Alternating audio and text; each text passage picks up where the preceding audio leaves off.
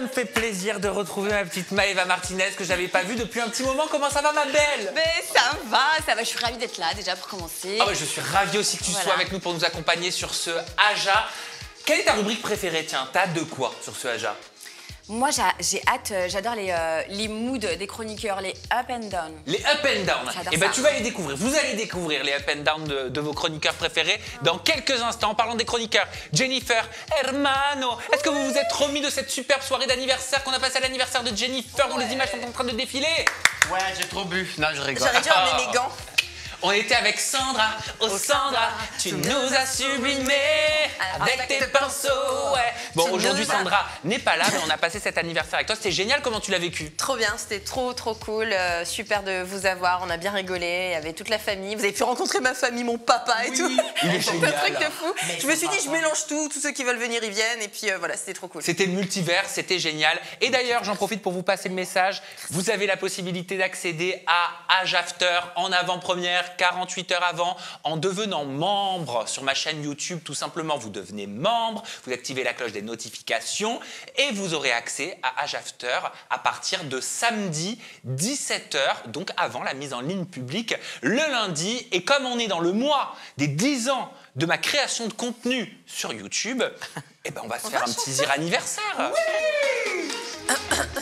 Mais je me la mets sous la douche, cette chanson, et je sais que c'est un de... Mon toilette, ça m'excite. Aïe. Ça te fait... C'est une de mes Décompresser. chansons, c'est un de mes jingles préférés des agiatrices et agiateurs. J'ai cru comprendre, vous me le dites dans les commentaires. Allez, c'est parti pour le zir anniversaire, on va voir si C'est vous connaissez la musique, la chanson. On va y aller. Maëva Martinez, tu vas la découvrir pour la première fois. Ouais. Hein?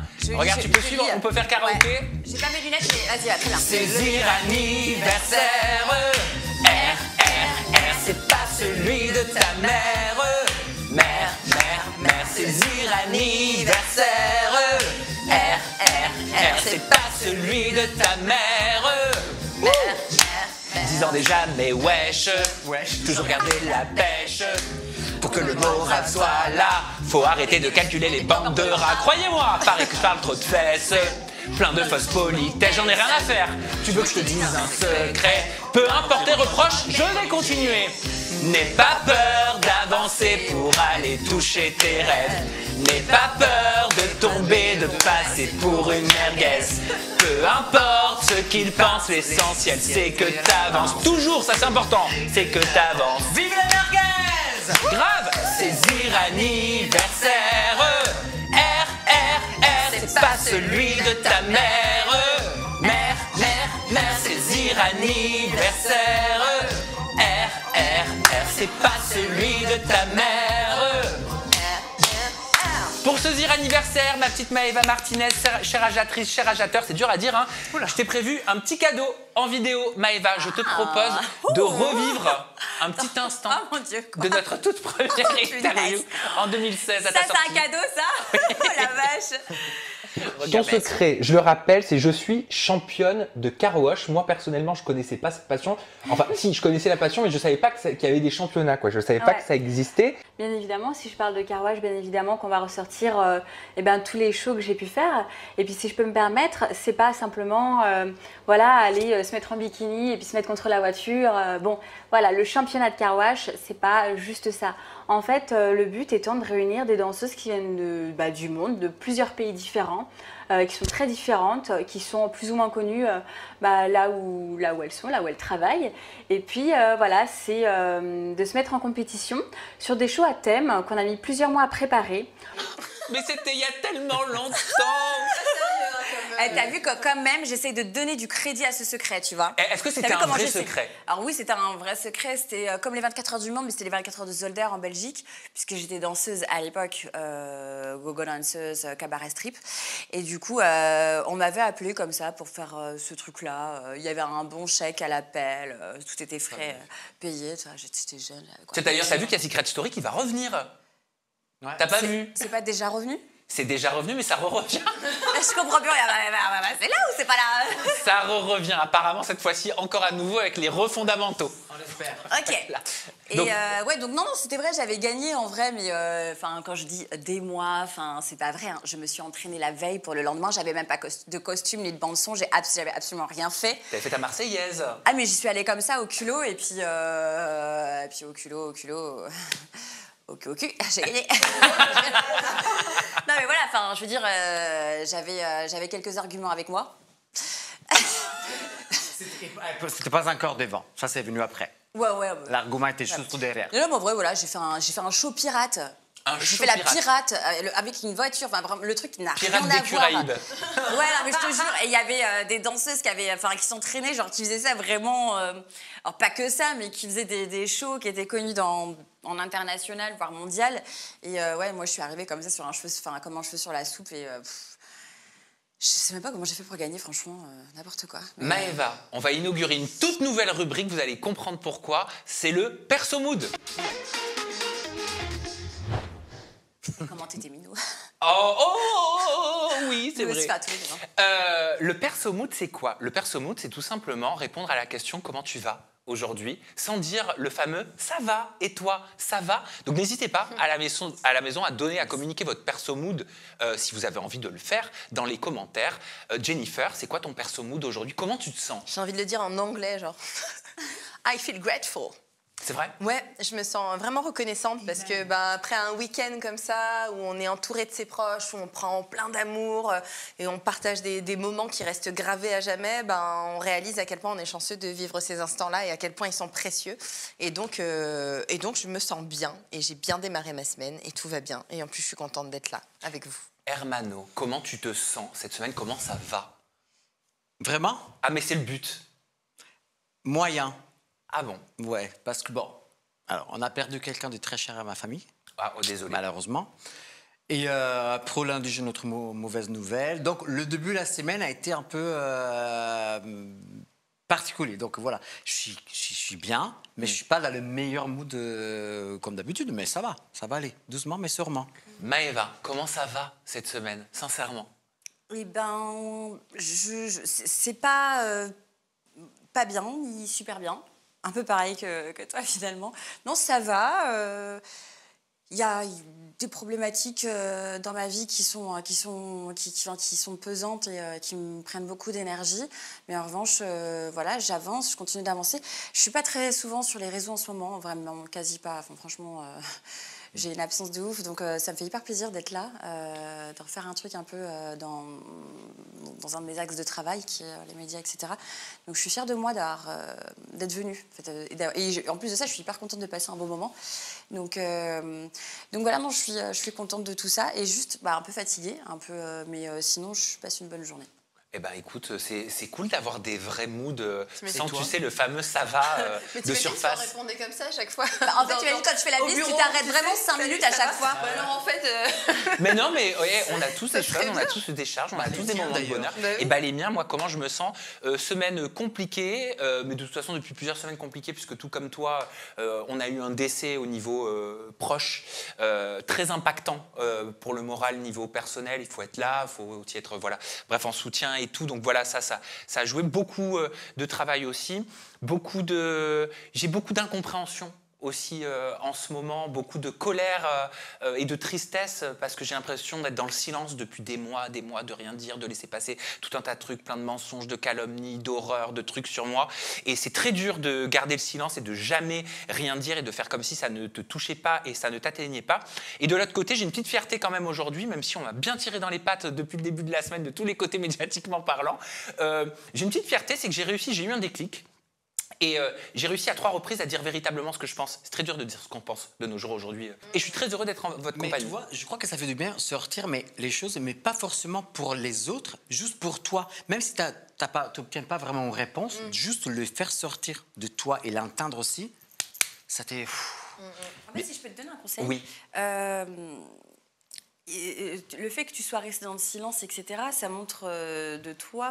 En tout cas, ce que tu veux montrer, c'est que tu es au-dessus de ça et que tu ne vas pas t'arrêter sur chaque piapia, ni chaque chose. mais c'est dur, hein. Tu laisses couler. En revanche, et c'est souvent ce qu'on te conseille de faire, genre sois plus intelligent, etc. Oui. Et en fait, j'ai compris une chose, c'est que l'intelligence a ses limites. C'est-à-dire qu'à un moment donné, tu choisis tes batailles.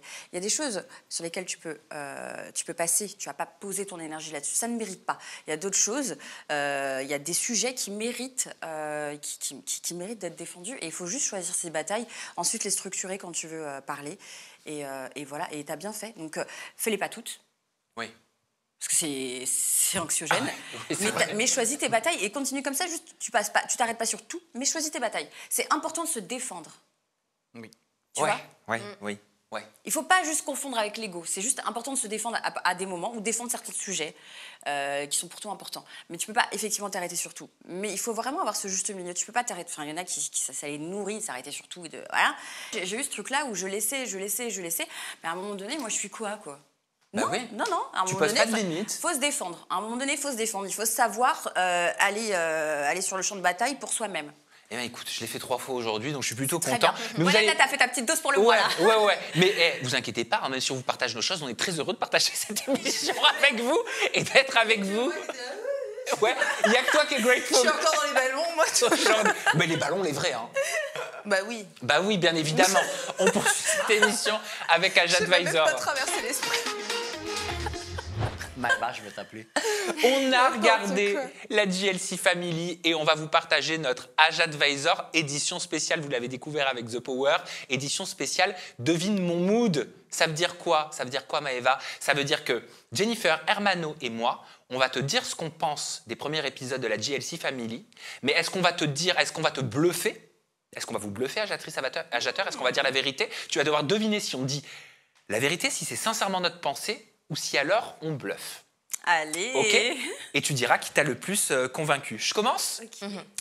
Alors, au moment où on tourne, il y a 2-3 épisodes qui ont été diffusés. Allez, c'est parti. Pour mon mood, à vous de deviner s'il est vrai ou pas. Le début des épisodes, je trouve qu'il pose le contexte, mais de façon très banale. Jazz, elle aborde des questions en fait qui sont évidentes, alors qu'elle avait dit qu'elle allait tout dire, mais on sait pertinemment qu'elle va pas y répondre. Le montage, je le trouve plutôt ordinaire. Il est loin d'être novateur. Il manque de dynamisme. Je trouve que Jazz et Laurent, ils semblent artificiels. Le pari de les capter dans des moments de vie authentiques, pour moi, il n'est pas réussi. C'est vrai ce que tu dis. Tu le penses vraiment? Moi aussi, je pense que c'est vrai. Tu le penses vraiment? Tu penses que c'est vrai, Jennifer? Tu penses que je donne mon vrai mood Hermano? Maëva, est-ce que je suis sincère? Ah ouais, t'avais l'air sincère en tout cas, ouais. Il avait pas l'air sincère. Mais, c'est sincère. mais du coup, mais je trouve ça étonnant que t'aies pas dit quelque chose de positif. Eh ben non, c'est pas du tout mon mood. Et je suis le premier.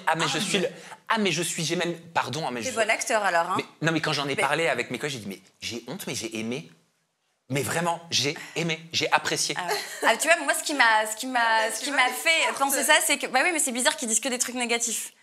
Ça fait pas. Tu aurais forcément trouvé quelque chose qui plaît. Et je vais vous expliquer ce qui m'a plu. Le début des épisodes, pour le coup, je trouve qu'il pose le contexte de façon sensationnelle. Jazz, elle pose véritablement les questions cash auxquelles elle va répondre. Est-ce que j'ai pardonné les tromperies? Pourquoi est-ce que j'ai fait une dépression? Le montage, je l'ai trouvé génial, je l'ai trouvé novateur, je l'ai trouvé dynamique, il m'a fait voyager, il est dans l'air du temps. Dans l'air du temps de l'intelligence artificielle et de la télé-réalité.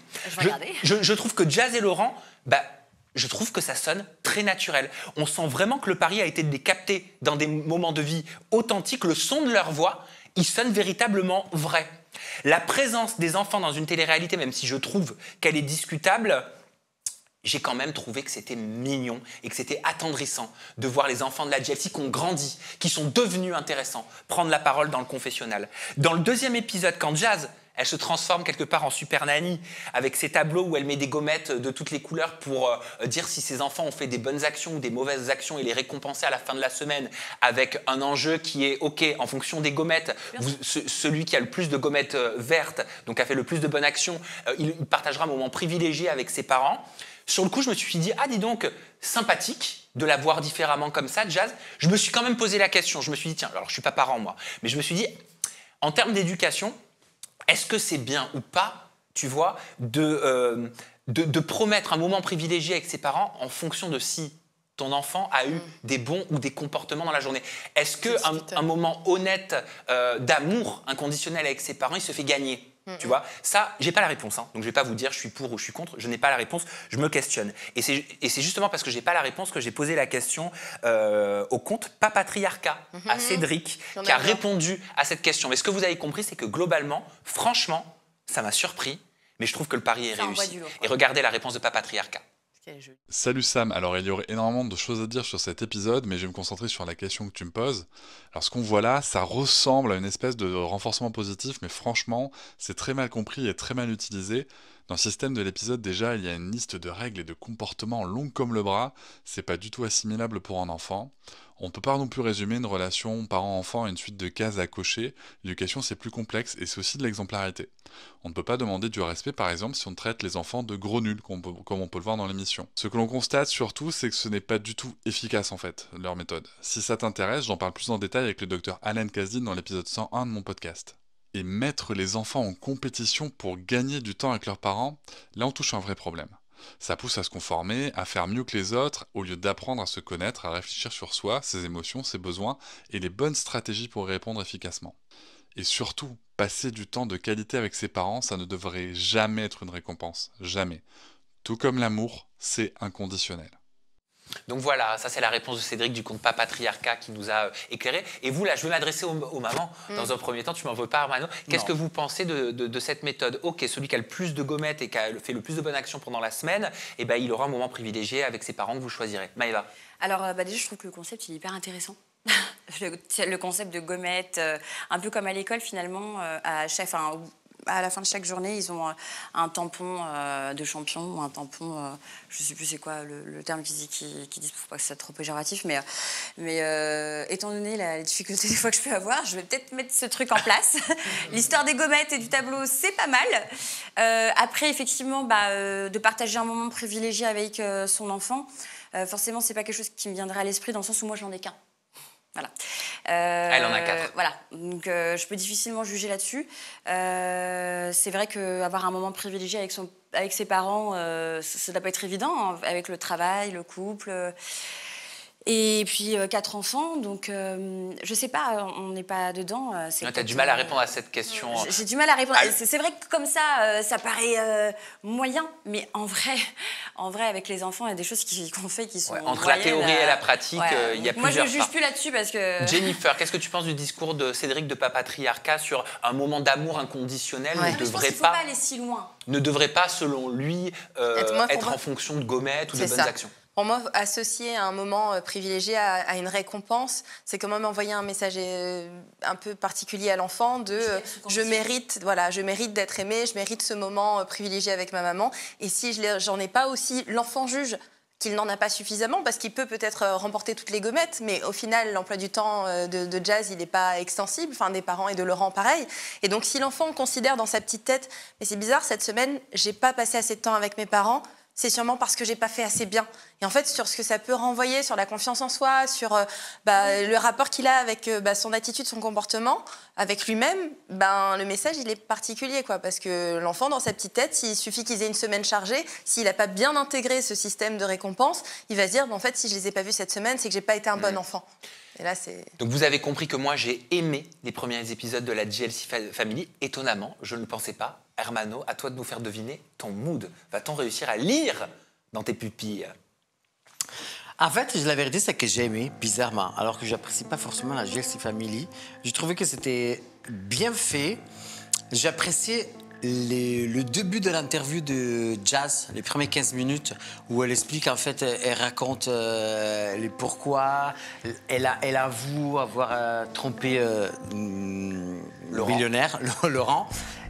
Comme Laurent, et elle avoue que Laurent aussi, elle a trompé. Enfin, je trouvais réel. La seule chose que ça me perturbe un peu, mais ça fait partie du jeu, c'est la présence de tous les 4 enfants, un peu surjoués, très présents, qui deviennent un peu des petites stars.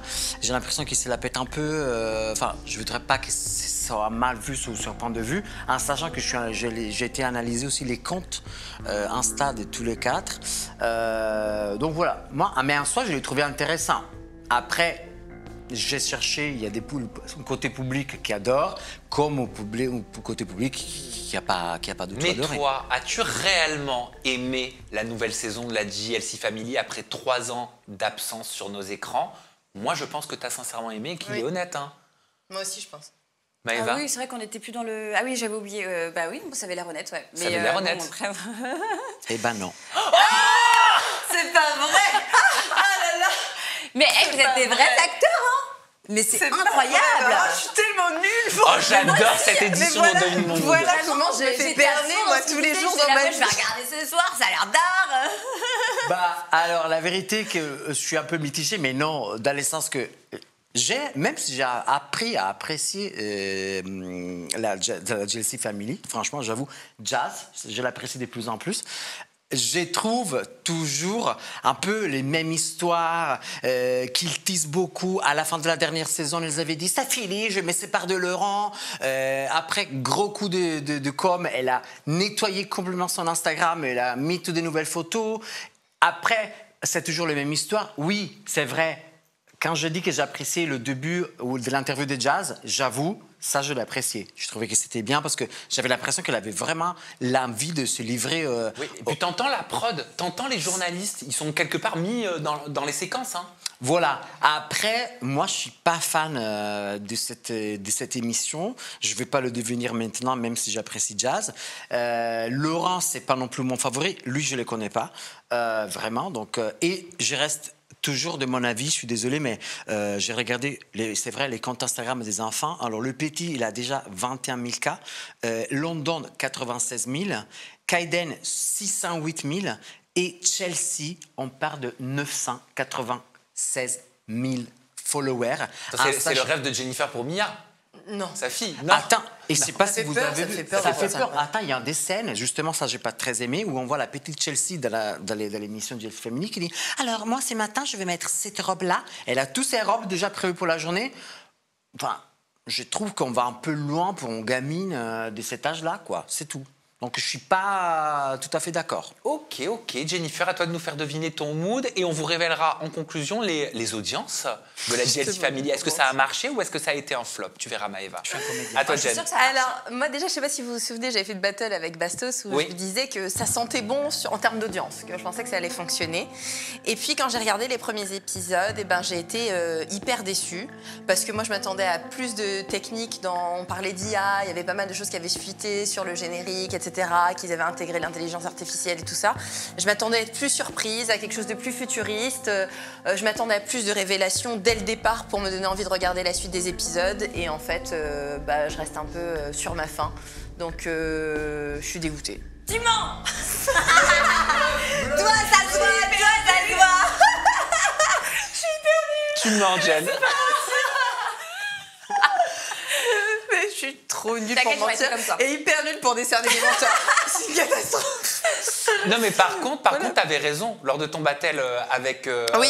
Bastos parce que 219 000 téléspectateurs au lancement.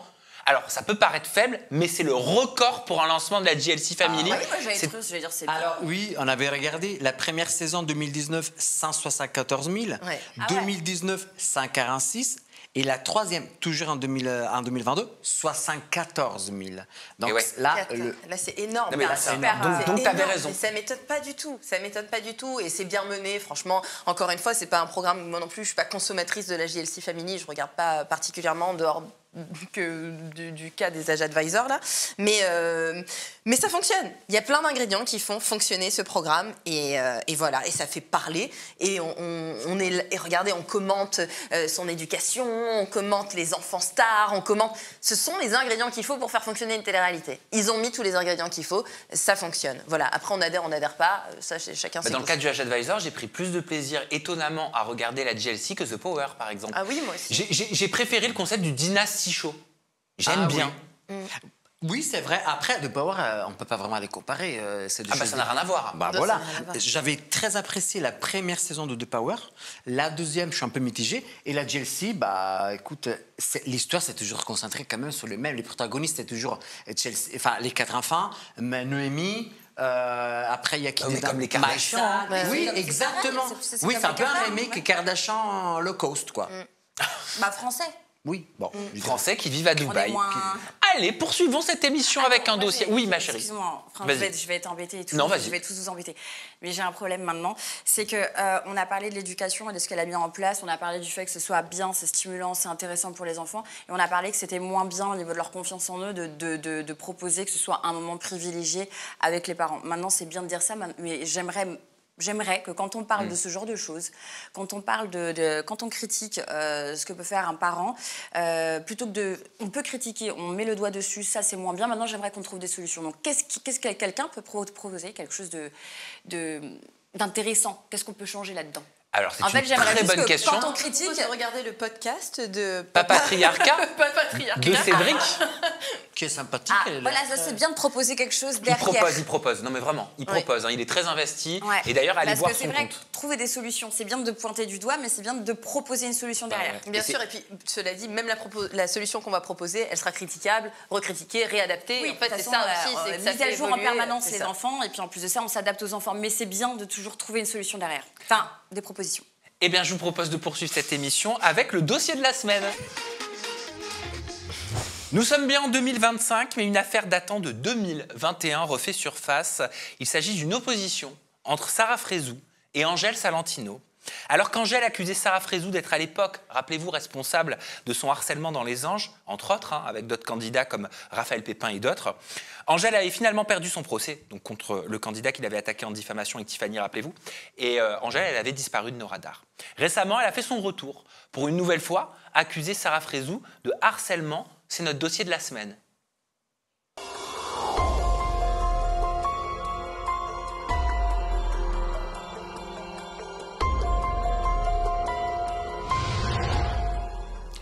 Alors pour mieux comprendre, tout commence lorsque Sarah Frézou dénonce être la cible de harcèlement depuis la diffusion de The Power saison 2 diffusée sur W9.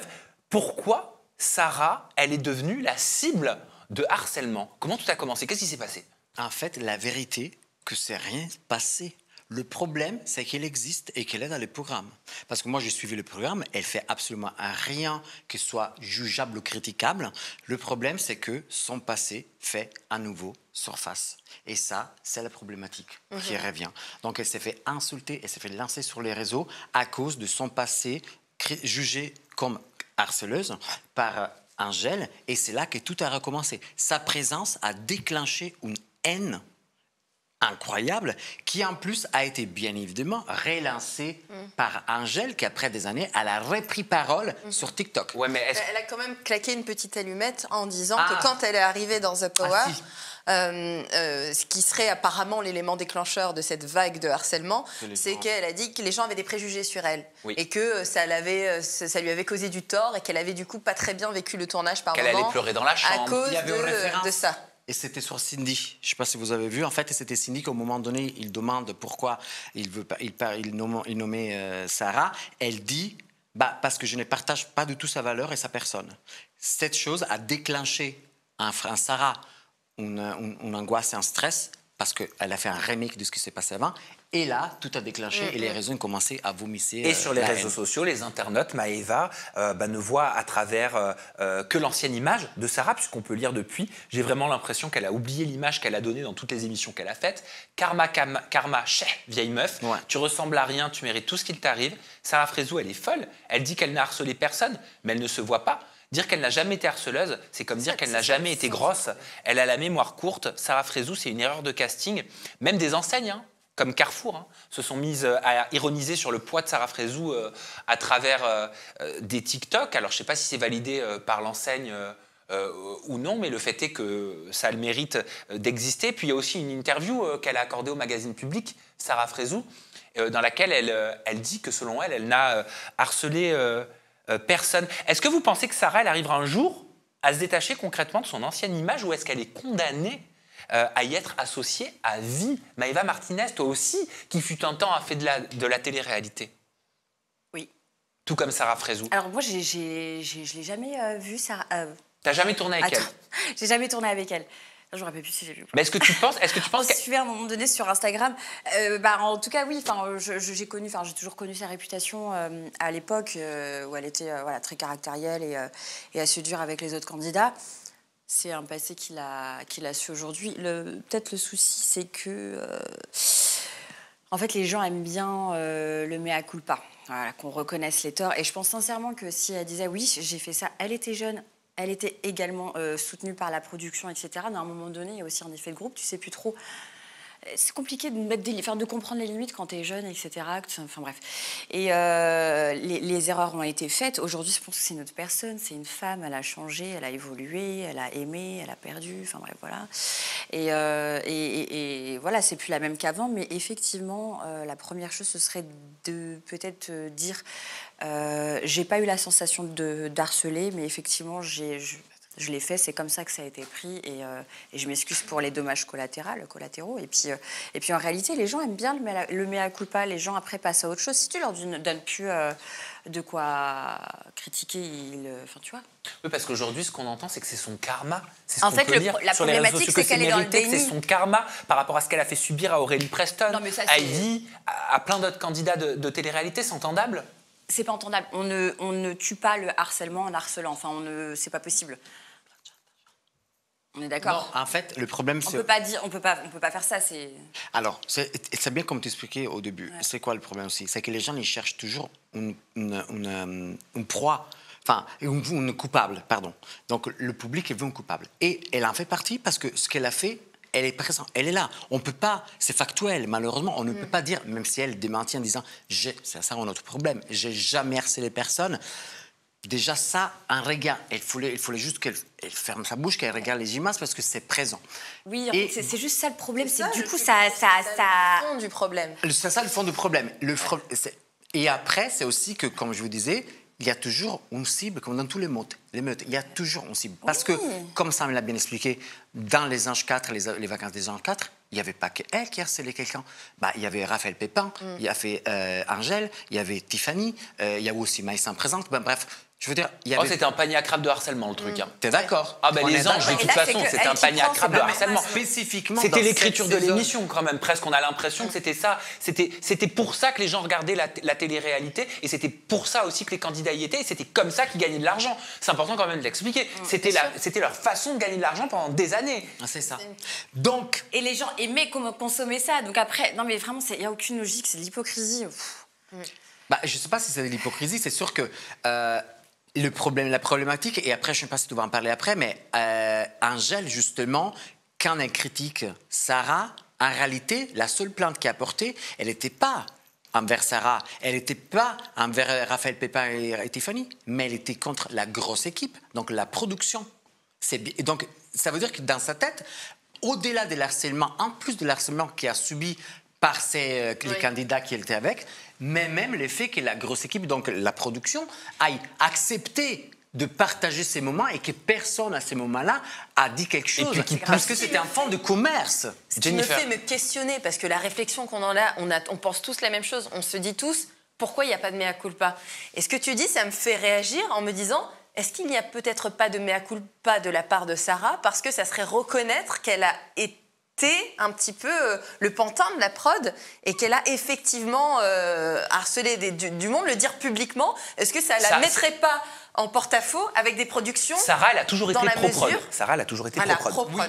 Et peut-être que son positionnement qu'on ne comprend pas aujourd'hui, parce qu'on se dit tous, mais si elle faisait un mea culpa, si elle faisait des excuses publiques, en fait, reconnaître ce harcèlement, c'est reconnaître que dans ces programmes de télé-réalité, tout le monde cautionnait ça, et du coup, peut-être se mettre à dos potentiellement d'autres productions pour d'autres programmes. Donc son problème, c'est la contradiction. Parce que justement, elle dit « j'ai harcelé personne », mais après, elle demande l'aide à Aurélie Preston en disant « j'ai déjà lui demandé pardon ».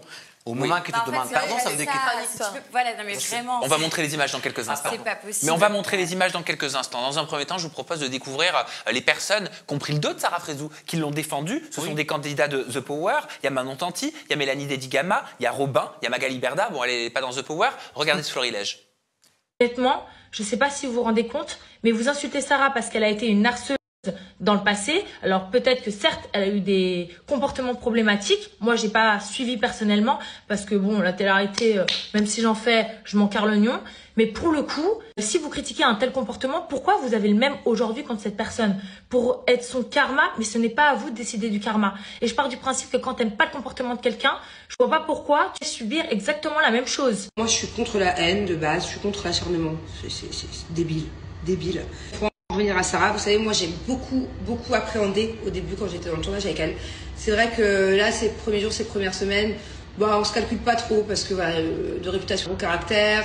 Moi aussi, elle a une grande carapace de femme forte, de gros caractère elle a une énorme carapace cette fille. Quand tu creuses et qu'on prend vraiment le temps de comprendre des fois pourquoi est-ce qu'elle peut avoir des réactions un peu too much, c'est parce que ça cache une terrible tendresse. Soutien à Sarah Frézou. Sur le tournage de The Power, j'ai connu une femme avec un cœur plus grand que son caractère, c'est Sarah Frézou. Je n'ai jamais jugé sans connaître. Et je suis fier d'être comme ça. Laissez-la tranquille par pitié. Le tribunal médiatique populaire, vous ne vous rendez pas compte du mal que vous faites et que chaque mot que vous envoyez a son importance. Et l'ensemble des mots crée un groupe, une masse que aucun être humain n'arrive à supporter. Personne ne peut imaginer cette souffrance de cyberharcèlement en meute. Personne. SVP, ne faites pas ce que vous n'aimeriez pas qu'on vous fasse. Le pire dans tout ça, c'est que souvent, ce sont les bien-pensants, je les appelle comme ça, à donner des leçons de morale aux autres. Mais qui est parfait? Vous, qui n'a jamais fait d'erreur dans sa vie? Vous, SVP, arrêtez. S'en prendre en meute à une personne, c'est si facile. Mais quand vous vous retrouvez devant un tribunal pour l'avoir vécu, alors là, bizarrement, ça fait moins les malins. Je ne parle pas à Sarah, je ne travaille pas avec elle, nous avons des points de vue certainement différents, mais elle est un être humain comme moi. Voilà, et toutes ces personnalités se sont pris une sauce et du cyberharcèlement par derrière pour avoir défendu Sarah Frézou. Soutenir Sarah Frézou aujourd'hui, est-ce que c'est cautionner son comportement de l'époque? Jennifer? Évidemment que non. Moi, je suis pas du tout d'accord. Moi, aujourd'hui, Sarah Frézou, je la soutiens dans la détresse dans laquelle elle est. C'est inhumain de continuer à l'enfoncer. Et de qu'est-ce qu'on attend? Qu'est-ce qu'on cherche? C'est quoi la suite? On attend un drame? Oui. Enfin, je veux dire, on peut pas. Moi, je suis désolée. J'ai de la peine quand je vois quelqu'un souffrir. Et il faut avancer. Et c'est pas pour autant que je cautionne ce qu'elle a pu faire par le passé. Je le condamne même. Ouais, mais Angèle, dans ses stories, elle dit mais regardez, c'est nous les véritables victimes du harcèlement. Regardez tout ce que j'ai passé. Et il y a toute une team aussi sur les réseaux sociaux. Mais on va faire le combat de qui est la plus victime, qui a le plus mal. Il ne devrait pas y avoir de victime du tout, en fait. Il ne devrait pas y avoir ce harcèlement. Et on ne peut pas graduer le ressenti des personnes. Il y a des gens qui peuvent subir ce que subit Sarah sans être touchés du tout, en n'avoir rien à faire. Et il y en a d'autres qui vont aller très loin et qui font des dépressions énormes. Donc en fait, on n'est personne pour juger de qui est plus victime que l'autre. Après, il y a des faits. Effectivement, ça s'est passé comme ça s'est passé. Effectivement, Sarah Frézou a un comportement qui était un comportement de harceleuse à mon sens, quand j'observe les images, quand je vois. Maintenant, on n'a pas tous les tenants et les aboutissants. Tu parles de production, on sait que c'était leur fonds de commerce, que ça fonctionnait comme ça. Est-ce qu'elle est prise par un truc qui l'empêche de parler aujourd'hui et de dire véritablement les dessous de ce qu'on met sous son gros caractère? Peut-être, je ne sais pas. Ouais. Et puis après, il y a cette nouvelle expression aussi que j'ai vue perso dans les commentaires, parce que c'est les commentaires sur TikTok et sur les réseaux sociaux, mais que ce soit sur Angèle, sur Sarah Frézou ou sur le sujet en général, on voit des trucs en mode « Allez, c'est parti, je connaissais pas cette expression, faut lui faire un pressing ». Ça veut dire quoi, ça? Faut lui faire un pressing, faut la passer au pressing. Je connaissais pas cette nouvelle expression. Ouais, la faire souffrir, quoi, genre. Ouais, le pressing, c'est le fait de, je sais pas moi, de la faire travailler. Dites-moi, mais je comprends, mais j'arrive pas à l'expliquer. Non, je suis d'accord, je le vois comme ça. Après, si, genre, on te fait tourner, on te fait tout un truc, toi. Ah, on me dit que le pressing. C'est nettoyage en profondeur. Non, on me dit que le pressing, c'est en lien avec le foot. C'est quand tu lâches pas ton adversaire. Donc, merci. Merci, Popo. Non, mais donc, en gros. En bonne maman, homme et femme d'intérieur, on était en gros, dans les commentaires, c'est ne la lâchez pas. Ne la lâchez pas. Ah, c'est horrible. Dans les deux sens, hein. Dans les deux sens. Hein. De voir une personne comme Angèle sur les réseaux qui va dire voilà les conséquences de ce que j'ai vécu. Voilà le fruit de ma dépression. On ne sait pas après tout ce qu'elle a passé pendant toutes ces années. Oui, voilà, on ne sait pas non plus. Mais pareil pour Sarah Frézou aussi aujourd'hui. Voilà, parce qu'aujourd'hui, c'est les deux qui sont le plus dans la lumière et qui sont mises en cause. Donc, après que Sarah Frézou elle ait dénoncé subir du cyberharcèlement, Angèle, elle a fait son retour, je vous l'expliquais tout à l'heure, au travers d'un live TikTok où elle réitère ses propos, donc des années plus tard. Elle accuse Sarah Frézou d'avoir été à l'origine de son harcèlement à l'époque des anges. Regardez. La vérité, c'est que la prod ne se fera jamais jamais condamné en France. Parce que les productions sont beaucoup trop puissantes. Ça, c'est la vérité. Interrogez-vous sur vos programmes de télé de merde consommés tous les jours. Ils ont aucun regret. Il n'y en a pas un seul qui s'est excusé. J'ai l'impression d'être devenu un zombie. Je suis plus moi. Je suis plus comme avant. Les gars, je sais pas ce qu'ils m'ont fait, mais je suis plus comme avant. T'as l'argent, la justice à tout prix. Non, j'ai mis tout mon argent que j'avais gagné dans la TV, je l'ai mis dans mon procès. En gros, moi et les autres filles, on a porté plainte, donc qui a été classée sans suite. Mais moi, j'ai eu 2 plaintes contre moi.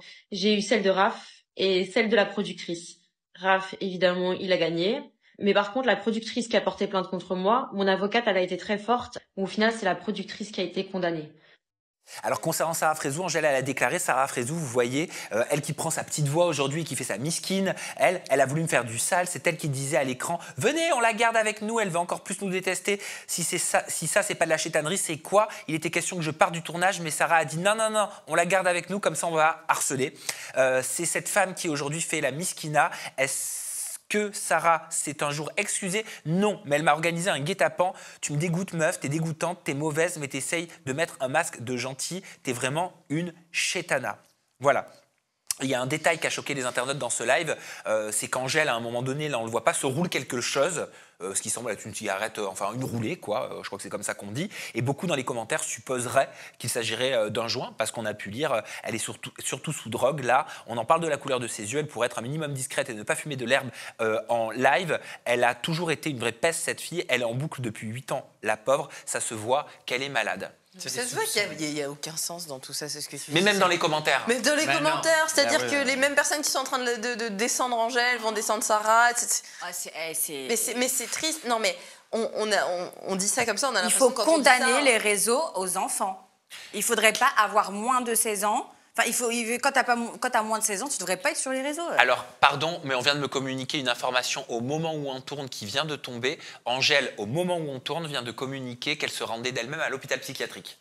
Encore, parce que tu te rappelles, on avait déjà parlé sur Aja en 2023, je crois, ou 24, elle était dans l'hôpital psychiatrique. Hein. J'ai vu qu'elle avait quand même une paire de cheveux énorme, enfin, elle a eu crâne rasé et tout. Après, attends, cheveux trauma. C'est très important, comme tu as bien dit, l'effet de soutenir, entre guillemets, Sarah Frézou et d'essayer de dire qu'elle ne mérite pas ça, ça ne veut pas dire qu'on efface ce qu'elle a fait. Et même histoire pour Angèle, on lui souhaite que du mieux, mais à un moment donné, il faut essayer de passer à quelque chose d'autre. D'ailleurs, si on se sent dans un état vulnérable, appeler les personnes compétentes ou se rendre à l'hôpital ou aller voir son médecin si on en ressent le besoin, je pense que c'est une des meilleures démarches à faire. Après, on n'est pas... Dans la vie des gens, il y a ce qu'on a vu à l'écran, mais il y a un très bon reportage aussi sur Netflix qui s'appelle Derrière nos écrans de fumée, où on apprend justement que ce qu'on voit à l'écran, c'est aussi un écran de fumée et on ne sait pas ce qu'il y a véritablement derrière. On n'était pas dans la vie de chacune, on n'était pas dans le parcours de vie de chacune pour savoir la somme aussi d'éléments. Il y a ce qui est dit, mais nous, on n'était pas là, on ne peut que interpréter. Et avec précaution. Avec précaution. Et vous allez voir la suite parce qu'Aurélie Preston, elle a répondu et ça nous permettra de répondre à la question qui est-ce qu'on soigne, est-ce qu'on guérit du harcèlement par du harcèlement? Est-ce qu'un être humain mérite ou pas d'être puni plusieurs fois pour les mêmes faits au cours d'une vie? Les gens ont le sentiment que Sarah Frézou n'a pas été punie. Dans la mesure où il n'y a pas eu de condamnation, c'est un peu un procès public qui est en train de s'opérer sur les réseaux sociaux parce qu'il n'y a pas eu de véritable procès sur cette histoire de harcèlement. Et je pense que ça fait partie des raisons pour lesquelles ça anime autant la toile et les foules parce que les gens sont en train de se dire il n'y a pas eu de procès, nous on va le faire. Et en fait, la peine qu'elle n'a pas eue, nous on va lui faire subir. Et je pense que c'est ça qui motive les gens parce que j'arrive pas à comprendre en fait cet acharnement. Ok, mais je vous pose une question. On est bien d'accord, quand quelqu'un, un criminel, commet un délit, ça peut être un homicide, après sa peine, il y a la réintégration sociale. Dans le sens qu'on lui donne la possibilité d'être réintégré. Oui, mais là, elle n'a pas fait de prison, ça, Frézou. Attends-toi une seconde, laisse-moi terminer le concept. Bien sûr, je sais très bien. C'est pour ça que je dis à quelqu'un qui fait de la prison, qui va loin, qui parfois commet des vrais délits, on lui donne la possibilité de se réintégrer dans la société. À un moment donné, pourquoi on ne peut pas donner aussi à quelqu'un qui s'est trompé et qui peut-être devait faire cette démarche d'excuse, de se réintégrer dans la société sans se faire détruire sur les réseaux pour quelque chose qu'a fait il y a quelques 5-6 ans, qui est clair qu'il a fait, mais donnez-lui la possibilité. Et pourquoi tout le monde, comme je t'ai déjà dit au début, sur elle, alors qu'il y en a malheureusement beaucoup d'autres dans cette série qui ont fait du mal. On parle que de Sarah Frézou, là. Parce qu'en même temps, c'est Sarah qui a été beaucoup ciblée par Angèle aussi dans ses stories. Mais c'est ça le problème. Et là, parce on parle de condamnation, mais est-ce que Angèle a porté plainte contre... Non, c'est ça donc le voilà, problème. c'est ça. Donc qu'est-ce qu'elle attend aussi? En 2021, la première plainte qui est tombée, c'était Raphaël Pépin et Tiffany pour diffamation contre Angèle. 3 jours après, Angèle, elle porte plainte contre la prod et pas les autres. Mais selon les dires de Angèle, de ses dernières stories, elle aurait porté plainte, mais ça aurait été classé sans suite. Ah oui, elle a même dit qu'elle ne s'est pas présentée au tribunal parce que personne ne l'a convoquée et elle n'a pas été prévenue. Alors, il faut voir la vérité, comme quelqu'un nous a dit la semaine dernière, on ne la saura pas. On cherchait les éléments, on est d'accord, on n'était pas présent. Donc, à un moment donné, personne ne peut savoir. C'est clair que pour l'instant, personne n'a une plainte ni contre Sarah de la part d'Angèle. Ça n'existait pas et vice versa. Sarah, par contre, elle a annoncé qu'elle ne subirait plus. Elle a dit c'est terminé, je ne subis plus, je porte plainte. Elle a pris la parole en vidéo à la suite de la prise de parole d'Angèle. Regardez. L'acharnement que je suis en train de me manger de partout sur les réseaux sociaux. Ne vous inquiétez pas, j'ai vu ce qui s'est passé hier. On me relaye, on m'envoie. Je vais aller porter plainte. Je vais aller porter plainte parce que on marche vraiment. On ne veut pas me lâcher. Je n'ai jamais rien fait à cette personne. Je n'ai jamais parlé d'elle. Et là, de voir qu'il y a un cyberharcèlement sur moi et essayer encore plus d'attiser la haine avec de la diffamation, il y a une justice. Et je vais l'utiliser. Alors, porter plainte contre moi, c'est évidemment un moyen de pression pour me faire taire. Je le sais, je l'ai déjà connu. J'ai juste une chose à dire, effet miroir. Une personne qui est justement prête à tout, quitte à détruire des vies pour un petit peu de lumière, et c'est justement ce qui la rend aussi dangereuse. Dieu est grand, je ne suis pas toi. J'ai dit non à 3 programmes de télé-réalité par conviction, et ça, j'entends que c'est quelque chose que tu ne peux pas comprendre. Tu ne peux pas comprendre ça. D'ailleurs, le média où elle est partie en courant pleurer et faire du gaslighting, donc retourner la situation, se faire passer elle pour la victime, c'est un média qui m'a contacté également et dans lequel je n'irai pas. Pendant ces 4 dernières années, il y a énormément de médias qui m'ont contacté, dont un gros qui était Enquête Exclusive, je crois, à l'époque. Pareil, je n'irai pas. Je n'irai pas parce que de toute façon, je n'ai plus aucune confiance dans les médias, quels qu'ils soient, et si j'ai des choses à dire, ce sera ici, sur mes réseaux, où je peux tout contrôler moi-même. Elle n'a pas du tout changé, puisque aucune remise en question. Elle ne peut pas dire que tout ça, c'était des gamineries, puisque à l'époque, Olmar, elle avait plus de 30 ans bien tassés, donc nope, t'étais pas une gamine, et même encore en dehors de ça, les gamins ne font pas ça. Voilà, il y a aussi cette histoire de la communication, le fait de parler face à des problèmes, de s'exprimer. Est-ce que c'est la meilleure façon de s'exprimer seul, dans un live, seul, dans une vidéo? Je pense qu'il faut les mettre dans une cage, les deux, et qu'ils règlent leur compte et basta, quoi. Oh non, pas de MMA, par pitié. Non, pas dans une cage, non, pas dans une cage de MMA, mais je sais pas, à un moment donné, c'est pas possible de... C'est des années là, à se détruire la vie, la santé. Mais en fait, il y a un manque de confiance. Il y a un manque de confiance forcément en la télé, mais c'est pas un milieu de confiance, la télé, de toute façon, dans les médias, dans les humains, dans l'être humain. Du statut de victime de la part d'Angèle. C'est-à-dire qu'il y a un manque de reconnaissance de son statut de victime parce que les plaintes qu'elle a portées n'ont été classées sans suite. Et donc, elle a le sentiment qu'on ne reconnaît pas sa peine. Et ce seul moyen de se faire valider en tant que victime, c'est de se faire valider auprès des internautes, auprès des gens qui la suivent. Parce que pour beaucoup, justement, des internautes, vu que tout se passe sur les réseaux sociaux, tu as quand même une partie des internautes qui ne reconnaissent pas les qualités de la victime. Vous avez compris que c'est pas moi qui le dis. Hein. Oui. Mais en gros, elle n'aurait pas les bonnes qualités de la victime, elle serait arrogante, elle serait sur la défensive, elle serait agressive, elle n'aurait pas les qualités de la victime, tu sais, parfaite, qu'ont la plupart des victimes, qui au contraire vont pleurer, vont se mettre comme ceci, comme cela, tu vois. Vous avez compris où je veux en venir. Et c'est pour ça qu'elle n'aurait pas cette reconnaissance-là aussi. Monde.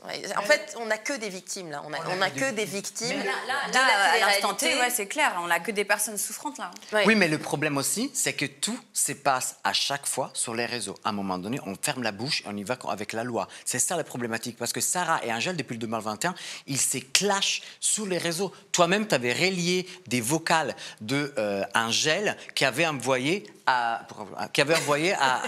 Sarah Frézou, donc où elle est accusée de racisme. Enfin, je veux dire, tout ça passe sur les réseaux. À un moment donné, allez au tribunal, faites quelque chose. À l'époque, en 2021, là, elle a obtenu le soutien de certains gens comme même Rawel, qui à l'époque... Ah bah oui, elle s'est exprimée, Rawel? S'est exprimée. Bien, oui, je peux vous lire Oui. Alors, elle avait dit, soutien total à Angèle, on a vécu l'envers du décor, vous ne voyez que c'est que les caméras laissent passer, mettre en avant une harceleuse comme si c'était une victime, c'est insultant, pour Angèle, pour moi, pour tous les autres, public, réveillez-vous, le vrai courage, c'est de donner à celles qui ont souffert, pas celles qui savent pleurer en public. Oui. Mais sauf qu'elles ne veulent pas communiquer aux médias. Exactement. Et entre parenthèses, je vous rappelle que Rawel faisait partie du groupe Angèle, Natania, Céline, qu'en 2021, ils étaient dans ce mouvement contre l'harcèlement. Et Céline, et tu l'avais même reçu sur Raja, elle avait décidé de s'enlever de ce mouvement au moment qu'elle s'est rendue compte qu'elle est devenue plus une vendette personnelle entre eux. Ah bah j'avais oublié ça. Ouais, c'était toi qui l'avais reçu. Elle s'exprime hyper bien, Céline. Et elle avait décidé de s'éloigner de cette situation. Et est-ce qu'il y a d'autres candidates de télé-réalité qui se sont exprimées? Evie qui a réagi aussi et elle a dit quand je vois Lafrezou pleurer, elle a mis un petit emoji en pleurs, parce que tu nous as harcelés, tu as la monnaie de ta pièce, ça s'appelle le karma, arrête de pleurer et commence à faire le bien autour de toi au lieu de te foutre de la gueule du monde. On va pas te plaindre, mauvaise actrice, tu me disais que je faisais tout pour exister après le programme, en attendant c'est toi qui veux faire du buzz pour avoir la gentillesse des gens, que tu n'auras jamais honte à toi. Voilà. Au moment où on tourne, on a des informations qui viennent de tomber sur le compte de Sarah Frézou qui vient de s'exprimer en disant qu'elle a consulté son avocat et que sur ses conseils, elle allait aller se rendre chez un psychologue. Voilà. Alors, sur les conseils d'un avocat, elle va voir un psychologue? C'est pas ça, médecin en général qu'on dit. Non, c'est un médecin en général qui te conseille de... Ou toi-même. Non, les conseils de l'avocat, c'était pour la plainte. Les conseils de l'avocat, c'était pour la plainte. Et elle a dit qu'elle allait aller voir un psychologue. Elle a raison. Moi, je la comprends. Oui, non, mais vraiment, Comme Angèle, les deux, ils ont raison. Ah, oui. Ils ont besoin d'un aide. Soutien émotionnel, ouais. Voilà. Mais ça date, hein, rappelez-vous, du garage, l'époque de Aja. Dans le garage, on avait reçu Kim Glo. Et il y avait eu un vif échange entre Kim Glo et Julie. Julie, que j'embrasse d'ailleurs, si tu nous regardes. Je vous propose de le revivre. On parle de quelqu'un qui a quand même fait beaucoup de mal sur différentes émissions. Moi, pourquoi je n'ai aucune empathie pour ce sujet? Parce que moi, j'ai connu la personne. On laisse Kim réagir et tu reprends. Moi, j'ai aucune empathie sur ce sujet envers cette personne parce que j'ai fait un tournage avec elle et que c'est une personne odieuse, monstrueuse. Moi, en tournage, c'était une fille jalouse, agressive, qui était injuste. Vraiment, c'est une mauvaise personne. Mais tu ne peux pas souhaiter ça, même à ta pire ennemie. Non, je n'ai pas d'empathie pour elle. Pour moi, elle a fait du buzz, ce n'est que mon humble avis et j'en ai rien à foutre, ça s'exprime. Voilà, parce qu'il y avait une vidéo intime de Sarah Frézou à cette époque qui était sortie et qui me disait mais non, j'ai pas d'empathie, j'en ai rien à foutre que sa vidéo intime elle soit sortie avec tout le mal qu'elle m'a fait. Vous en parliez tout à l'heure, Sarah Frézou, elle a appelé à l'aide.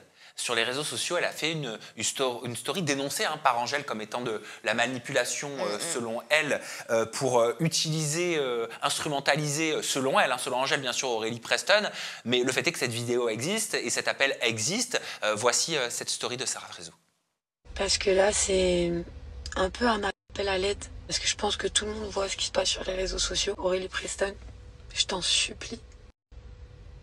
Est-ce que tu peux dire aux gens que je me suis excusée maintes et maintes fois du comportement débile et enfantin que j'ai eu avant, que je ne t'ai jamais harcelé, que je suis en train de me manger des foudres alors que c'est pas moi l'histoire du seau d'eau, c'est pas moi tout ça. Oui, je me suis moquée et c'était bête quand tu chantais et je m'en suis tellement excusée et qu'on s'est revus et qu'on a parlé et que je t'ai même soutenue sur certains de tes projets. Je t'en supplie, fais comprendre aux gens que je ne t'ai jamais harcelé. Je t'en supplie, en fait. Voilà. Comment vous voyez, vous, cet appel de Sarah Aurélie Preston? Je t'en supplie, dis que je ne t'ai jamais harcelé. Après, je vous dévoile la réponse d'Aurélie Preston. On est dans une réaction émotionnelle. Et c'est pour ça que je pense que le conseil d'aller se rapprocher de quelqu'un qui puisse l'accompagner, c'est utile. Parce que là, en fait, avec ses réactions à chaud, dans le bouleversement émotionnel qu'elle est en train de subir et le harcèlement qu'elle est en train de subir, elle fera des prises de parole qui risquent de la mettre encore plus en difficulté. Parce que là, elle fait un appel public à Aurélie Preston qui n'a pas répondu à cet appel. Et pas vraiment, pas officiellement. Elle n'a pas pris la parole en disant c'est vrai, Sarah Frézou ne m'a jamais harcelée. Ça, elle n'a pas dit. Mais elle demande pas ça. Elle n'a pas fait de vidéo, c'est vrai. Ouais, mais elle demande pas ça. Mais si, elle dit dis-le que j'ai jamais harcelé. Elle dit dis-le. Alors. Et elle ne répond pas en disant. Mais après, elle dit oui, je me suis même excusée. Exactement. Elle est contradictoire, ouais. C'est ce que je disais, c'est qu'elle est légèrement contradictoire parce qu'elle demande à Aurélie Preston de se montrer, de dire prends parole, s'il te plaît, dis que je te demandais pardon, tout ça.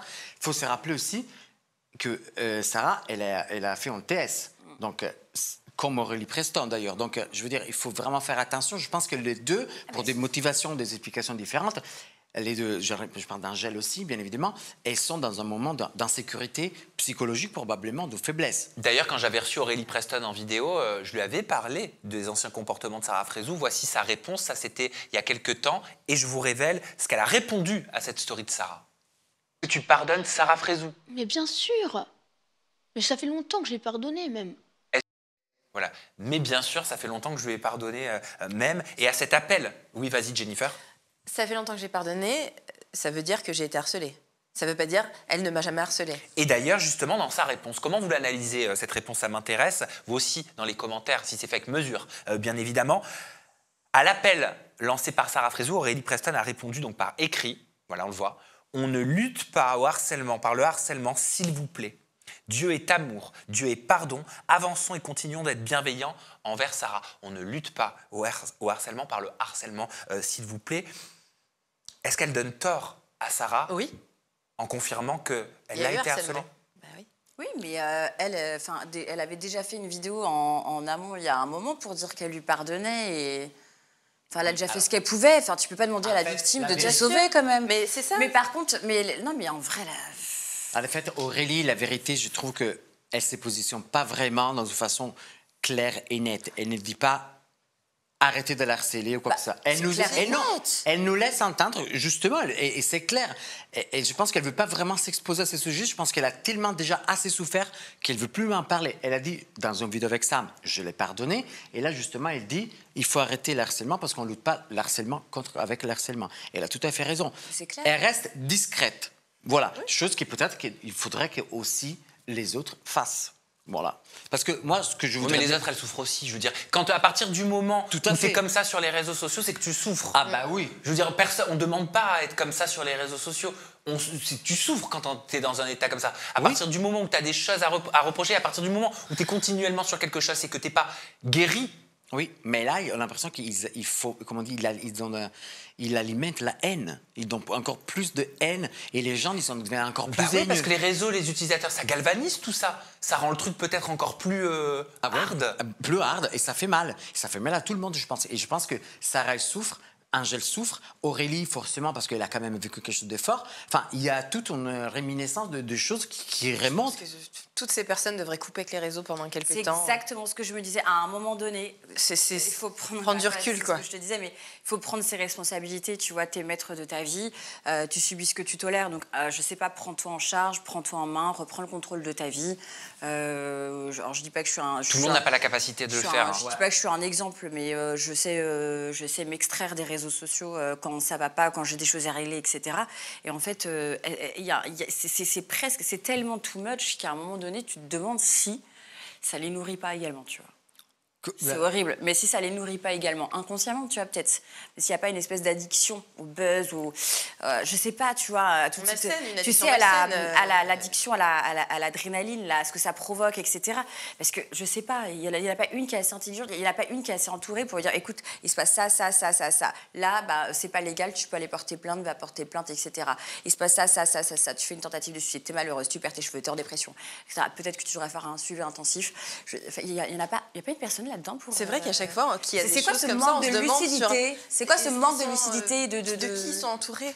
C'est un manque de lucidité. De lucidité, c'est un manque de... C'est pas... Il n'y a aucune rationalité là-dedans, c'est n'importe quoi, c'est pire. En tout cas, le message qu'on peut passer, parce qu'on ne pourra pas agir malheureusement sur ces gens-là, c'est d'apaiser nos cœurs, quoi. C'est bon, ça y est.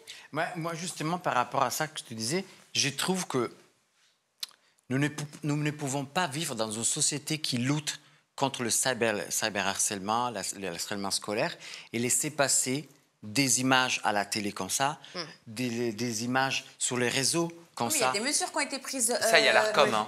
Ils avaient été épinglés. Ils avaient été épinglés. On verra oui, mais c'est peut-être pas suffisamment, mais ils avaient été épinglés. Parce qu'il y a des gens qui, à un moment donné, ont eu l'intelligence, la logique... je sais pas, la bonne pensée d'aller faire ce qu'il faut avec les autorités publiques. Enfin, je sais pas, il n'y en a pas une qui souhaite le faire. On poursuit avec les up and down. Allez. Hermano, c'est à toi. Pourquoi tu me regardes? Parce que tu veux nous parler d'un sujet, mais alors c'est un sacré sujet aussi. Ouais, justement, ça me fait rire d'un côté. Enfin, non, ça me fait pas vraiment rire. Mais t'as 7 minutes pour en parler. Ok, je vais vite. Alors oui, pour moi, c'est un down. Voilà. Cindy Miranda versus Lou Pernaut, qui est la véritable victime d'acharnement. Alors déjà, moi, je commence à dire stop à la haine en ligne contre Lou Pernaut. Je ne sais pas si vous avez vu ce qui s'est passé dans l'épisode 9 de The Power. Tu vois ou pas? The Power. Bon, merci. Lou, je fais le contexte, Lou Pernaut a choisi de donner l'indice immédiatement à Cindy, de ne pas donner, pardon, à Cindy, que ça faisait partie de son alliance, l'indice qui permettait de comprendre qui c'était le power player. D'ailleurs, c'est Cindy, hein, voilà. Elle a préféré donner l'indice à Sarah, que c'était la cible du power player. Et tout ça a créé une vague des haines incroyables, mais avant tout, je vous laisse regarder une petite explication de notre Lou Pernaut. Voilà, ce qui devait arriver arriva. Mais écoutez, je passe mon temps à dire que je suis assez forte pour le cyberharcèlement et tout, et que wouhou, je suis une warrior, et que c'est pour ça que j'en fais ma cause principale et tout. Mais éduquez vos gosses, éduquez vos darons, éduquez vos grands-parents. Elle a déjà dénoncé du harcèlement dans la première saison des 50. La prod avait fait un communiqué, on en avait parlé. Exactement. Alors, je suis désolé, c'est encore de l'harcèlement, mais c'est que quand même, ça me tient au cœur parce que la petite, elle s'est fait traiter de... Attendez, j'arrive pas à le dire. Tétresse, il y a trop de R. C'est trop de R et trop de T pour moi. Accusation que d'ailleurs, pendant les ITV de The Power, Cindy, elle disait oui, c'est vrai. Chose qu'elle n'a pas fait au moment qu'elle a vu que cette story de Lou a été faite en disant je me prends une vague d'harcèlement incroyable. Cindy, elle n'a pas dit ah non, il ne faut pas le faire. Bref, mais tout ça, ça fait partie du jeu parce que ça ne reste qu'un jeu. Par contre, malheureusement, la petite, la fille Lou Pernaut, donc la fille aussi de Nathalie Marquet avec laquelle joue dans The Power, elle a pris des commentaires d'une violence incroyable simplement parce que le public a dit t'as trahi ton alliance, t'as décidé de donner l'indice à Sarah. Des messages, t'as voulu trahir Cindy pour t'acheter une personnalité grosse vache. Ce que t'as fait à Cindy, grosse P, on va t'harceler jusqu'au bout. Oh là là, mais c'est vraiment le phénomène du moment. C'est dingue. L'acharnement, non mais ça en dit long de ce qui se passe en ce moment numériquement. Moi, je pense aussi que l'élection de Trump n'y est pas pour rien. Qu'elle a libéré la parole problématique. Trump? Ouais. Et je pense que ça, c'est inconsciemment ou consciemment pour certains, ça libère la parole à scandale, quoi. C'est-à-dire qu'on se sent libre de dire des choses. C'est quoi le rapport avec Trump? Eh ben parce que pour moi, ça joue sur la société et que Trump, qui prend des positions ouvertement problématiques, médiatiquement, voilà, et ça influence inconsciemment les gens et on a l'impression que, voilà, on peut harceler, on peut dire n'importe quoi, on peut s'acharner sur une personne. Je pense que ça peut avoir un lien. Bah, on l'avait constaté depuis que Bardella aussi avait été... Exact, ça libérait on l'avait aussi constaté, on avait libéré la France et la parole. Ouais, à l'époque, quand ça libérait la parole raciste. Ça libérait la parole du racisme. Voilà. Bref, pour revenir à nous, malheureusement, Lou a expliqué que les alliances dans les jeux se sont faites rapidement, avant même qu'on se connaisse tous. Cindy ne m'aimait pas et avait dit déjà à des gens qu'elle voulait m'éliminer dans les départs avec ma maman parce qu'on était très forts. Mais c'est un jeu.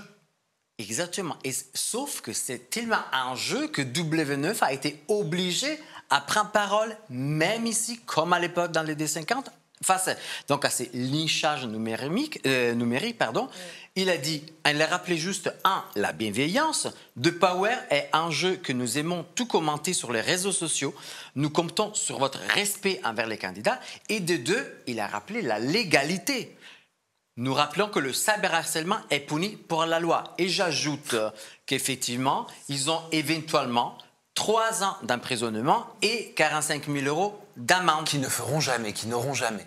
Voilà. Alors, c'est une prise de parole quand même importante. Peut-être que c'est un peu tardive. Je ne sais pas si vous connaissez par contre Cindy Miranda. Bien sûr, The Island. Voilà, j'analysais un peu sa personnalité parce que je me suis posé la question. Alors, on l'a connue sur The Island France où elle gagne avec Edgar, du coup, elle sort en couple. Et Merci Edgar, très sympathique le petit. Attends, j'ai perdu le fil. Non, voilà, excusez-moi, je suis passé au corps d'Edgar parce qu'il est toujours à Warp sur son réseau. Non, du coup, j'ai analysé la personnalité et Cindy, on la découvre dans The Island comme quelqu'un de très chouchou. On l'appelle même la chouchou de l'émission parce qu'elle est très douce, elle est gentille, c'est une ex-hôtesse d'air. Donc déjà, elle a cette souplesse, gentillesse. Et on la retrouve dans The Power comme quelqu'un de hyper stratégique, qu'elle essaye de faire, éloigner les gens, de créer des trucs comme ça, des problèmes. Mais on est bien d'accord, c'est le jeu. It's a game. It's a game. Merde. Beaucoup oublient que la télé, c'est un jeu, quoi, là, en l'occurrence, qu'on est en train de regarder. Pour le coup, c'est les règles du jeu. Exact. Mais c'est ça qui, moi, ça me rend dingue. Alors, c'est un défouloir, en fait. C'est un défouloir. Mais attends, dites-moi que vous vous rappelez, l'année dernière, le Power Player, c'était Maïsan, ok, qui avait nommé comme cible Océane et Limer. Mais qu'est-ce qu'elle faisait? Elle faisait péter elle a fait peser la valise de Carla. Ouais. Elle lui faisait passer la pire aventure alors que c'est sa meilleure amie. Est-ce qu'on a parlé de trahison? Non, c'est un jeu. C'est un jeu, rien que ça. Donc pourquoi arriver jusqu'à là? Parce que c'est un défouloir. Parce que je pense que c'est un défouloir aujourd'hui, ces programmes, même qu'ils soient sur YouTube, qu'ils soient sur les réseaux sociaux, que ce soit des créations de contenu ou des programmes de télé-réalité comme ça, c'est un défouloir où on a une idée un petit peu permissive, où on se dit tout est permis, je peux tout dire, je peux tout faire, c'est du divertissement, c'est pas sérieux, je peux y aller, ces gens-là n'existent pas, ces gens-là, à mes yeux, sont presque des IA, je peux dire ce que je veux, faire ce que je veux, sortir de mon cadre, de ma vie, et c'est mon moment où je lâche prise et où je lâche tout. Voilà, voilà ce que je pense. Moi, je pense que c'est très compliqué. Il y a un exemple qui, quand je l'ai retrouvé, ça m'a perturbé, vraiment. En 2020, dans Koh-Lanta, Régis, et il avait soi-disant trompé une alliance, ok. Donc, le public, il a pointé du doigt en disant « t'es un traître », et on parle quand même d'un public Koh-Lanta, donc c'est pas forcément le même de la télé-réalité, en disant « on va égorger tes enfants. Oh, maman, mais on va poursuivre jusqu'à la mort pour un jeu. Non mais ça donne envie d'arrêter les réseaux en fait, hein, franchement. Vous avez flippé. Alors, moi ça m'a perturbé, mais j'ai trouvé. Ça va, mais si ça donne envie d'arrêter de marcher dans la rue. Ouais, non mais ça donne. Ouais. Mais c'est ça. Mais moi j'ai trouvé un truc, j'ai fait un lien psychologique. Et en fait, j'ai retrouvé, et je le trouvais hyper intéressant, que les gens qui s'acharnent sur des gens des réseaux ou pour personnalités publiques, des comédiens, développent des pathologies et des syndromes même qui s'appellent Celebrity Worship Syndrome. Ça veut dire qu'en fait, ils développent des comportements obsessionnels envers une personnalité publique en croyant d'avoir une relation avec elle, soit dans le bien, soit dans le mal, et qui après, ça peut évidemment très mal tourner, comme dans certains cas. Je vous rappelle juste qu'il y a une chanteuse américaine qui s'appelle Grimmy. Elle a été tuée, elle avait 21 ans, par un de ses fans, parce que lui, il disait elle ne me répond pas au message. Ouais. Elle a été tuée en plein concert. Et Whitney Houston dans Bodyguard. Oui, mais c'était un film. Mais Soraya qui a été agressée récemment. Ah ben ça, on va en parler. On en parlera tout à l'heure. Et on a son avocat qui va nous rejoindre. Vous allez voir, vous allez tout savoir. C'est affligeant et indignant. Voilà. Moi donc, pour terminer et rester dans les 7 minutes, je voulais, comme une petite plein de cul. Alors, je voudrais juste dire qu'il faut se rappeler, et c'est très très important, ça reste des jeux. Ça reste de la télé-réalité, ça reste de divertissement. Et spécifiquement dans The Power, c'est des règles du jeu où Cindy et Lou, elles ont simplement fait le jeu. Ça fait peur quand on a vu qu'il y a quelques semaines, il y avait un jeune qui, après avoir joué à un jeu vidéo, est allé tuer une jeune fille de sa classe. On se demande si autant de passion ne va pas créer bientôt des drames irréversibles. Merci Armano. Je vous en prie. Pour ce sujet, c'est à moi de vous partager mon down. Et c'est un down que je vous partagerai tant qu'Aja existera. existera, tant que les réseaux sociaux existera. Mais après, je crois que Sebi Daddy n'a jamais regardé nos sujets sur Aja, parce qu'il va falloir le faire combien de fois pour qu'au bout d'un moment, on arrête d'utiliser les animaux qui sont manipulés par les êtres humains à des fins commerciales. On va regarder 2 stories. Une qui est beaucoup moins indignante, que je trouve même intelligente, mais qui me soulève quand même une question. Elle concerne Kim Glow. On connaît les prises de position de Kim Glow sur le bien-être animal. Et là, dernièrement, elle est allée au zoo. Elle a emmené sa fille au zoo. Et elle a expliqué, en description de la vidéo, aujourd'hui, j'ai emmené Talia au zoo pour la première fois et je sais que ça va faire réagir certains d'entre vous. Je comprends. Voir des animaux enfermés, ça me touche profondément. Je ne suis pas du tout d'habitude dans ce genre de lieu. Au contraire, mais en tant que maman, j'ai aussi envie de partager des moments uniques avec ma fille. Donc, elle sait que c'est pas bien, mais en même temps, elle a envie de lui partager des moments uniques. Regardez. Elle est grosse, cette tortue. Elle est grosse, cette tortue, tu la vois? Talia, juste elle mange. C'est l'heure du goûter, il n'y a rien qui compte. Talia, c'est l'heure du goûter. Talia, elle voit l'âne. Waouh. C'est l'âne. Et de l'autre, il y a un sujet qui est bien plus problématique selon moi, c'est Sebi Daddy qui se filme avec un lion amorphe dans une cage. Regardez. Ah ouais. Attendez mes mains, regardez, je suis avec un lion dans une cage, j'ai peur de personne les frérots. L'indécile 3 mai en Suisse, la vie de ma mère t'es mort. Et j'ai peur de personne, je prends n'importe qui dans une cage, un lion, un ours, je prends tous les combattants pro. L'indécile 3 mai, je t'attends mon frérot. Bah, tu peux avoir peur de personne, surtout quand on sait que le lion est certainement drogué, pour que tu puisses ne pas avoir peur de lui. On va tout de suite accueillir une fondatrice, la fondatrice de l'association One Voice, une femme de valeur, une femme combative, pleine de détermination que j'aime beaucoup. On va accueillir Muriel Arnal, donc de l'association One Voice, qui a vu ces 2 vidéos. On va commencer par celle de Sebi Daddy. Avec le lion, est-ce qu'on peut encore voir ce type de vidéo? Est-ce qu'il ne faut pas légiférer? Qu'est-ce qu'il faut faire, Muriel, pour que ces influenceurs comprennent que c'est terminé, on ne peut plus utiliser les animaux à des fins de divertissement en story? Il faudrait les ridiculiser parce que là, Sebi Daddy, il est totalement ridicule. Le lion est anesthésié. Il n'a même pas une posture de lion. Donc, il raconte ça. Mais alors, nous, on l'invite dans notre sanctuaire et on va le mettre avec les lionnes. On va voir s'il y va. Il nous signe une décharge avant, parce que ça se finira mal, c'est sûr. Donc, c'est vraiment un besoin. Mais là, à ce point-là, c'est clownesque presque. Donc, je dirais... On peut le ridiculiser, en sourire, en rire, mais continuer d'alerter comme vous le faites vraiment si souvent, et c'est vraiment super, sur le fait que ce pauvre lion, il est sous médicaments et ça doit être en continu. Donc on imagine des anesthésies en continu, il doit vivre en cage dans des conditions absolument terribles. C'est ça qui est dramatique. Je vais te poser une question par rapport à la story de Kim. Ouais. Pour le coup, j'ai bien aimé. Pour ma part, la démarche, mais ton avis m'intéresse, ton avis franc. Elle dit, voilà, je sais que c'est pas bien d'emmener ses enfants au zoo, mais j'avais envie que ma fille, elle puisse voir les animaux, voir la diversité des animaux qui existent. Je sais que vous allez me critiquer, j'en ai conscience, mais je l'ai fait pour qu'elle puisse découvrir de façon pédagogique ces animaux. Qu'est-ce que toi t'en penses, Muriel ? Alors, ce que j'en pense, c'est que ça n'est pas très grave, parce que ce sont des animaux domestiques. Il y a un âne, bon, il y a une tortue, je crois que j'ai vu une petite chèvre aussi. Donc, ce sont des animaux qui ne souffrent pas en captivité comme des animaux sauvages. Et qu'elles commencent à faire toucher l'animal, à avoir ce contact, c'est pas mal, c'est pas dramatique. Après, elle aurait pu... évidemment, ne pas forcément en parler ou dire, regardez, c'est un âne, c'est un animal domestique, il va y avoir une relation, et puis la petite est très petite pour se rendre vraiment compte. Mais le contact pour les enfants, c'est hyper important.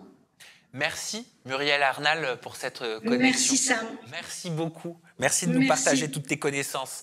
Vous pouvez suivre l'association One Voice sur Instagram, sur les réseaux sociaux. Vous tapez tout simplement One Voice et One Voice Animal. Vous tomberez dessus, vous pouvez les soutenir, vous pouvez découvrir leur cause, vous pouvez liker, vous pouvez commenter. Ça va certainement les aider parce que c'est une association véritablement de cœur. C'est à toi, Jennifer. Tu peux nous partager ton sujet de la semaine. On n'est pas en train de regarder nos portables, sauf qu'on n'a pas... Je l'ai mis sur mon téléphone. Tu veux ma tablette? Non, on a perdu une tablette. Truc sur ta tablette, mais... On a perdu une tablette. Donc voilà. Alors, eh bien moi je vais faire un up. C'est bien quand même, ça fait du bien, non? Ça fait du bien, beaucoup de bien. Et c'est même un double up. On aime bien le double. Moi, alors c'est un up à la fois pour le fond et pour la forme de la prise de parole de Nabila qui a partagé une vidéo dans laquelle elle fait de la prévention pour le port du casque à vélo. Elle a partagé une mésaventure qui est arrivée à son fils qui est tombé à vélo et qui, parce qu'il portait le casque, eh bien, a pu être préservé de complications. Donc je vous propose qu'on regarde cette vidéo et on échange juste après. Ça a été très compliqué pour nous ces derniers jours. Notre fils a fait un accident à vélo. Ça aurait pu être très très grave. Heureusement, il avait son casque et j'avais besoin d'en parler pour faire de la prévention et vous dire de toujours mettre le casque à vos enfants, peu importe leur âge, leur niveau de vélo ou de trottinette.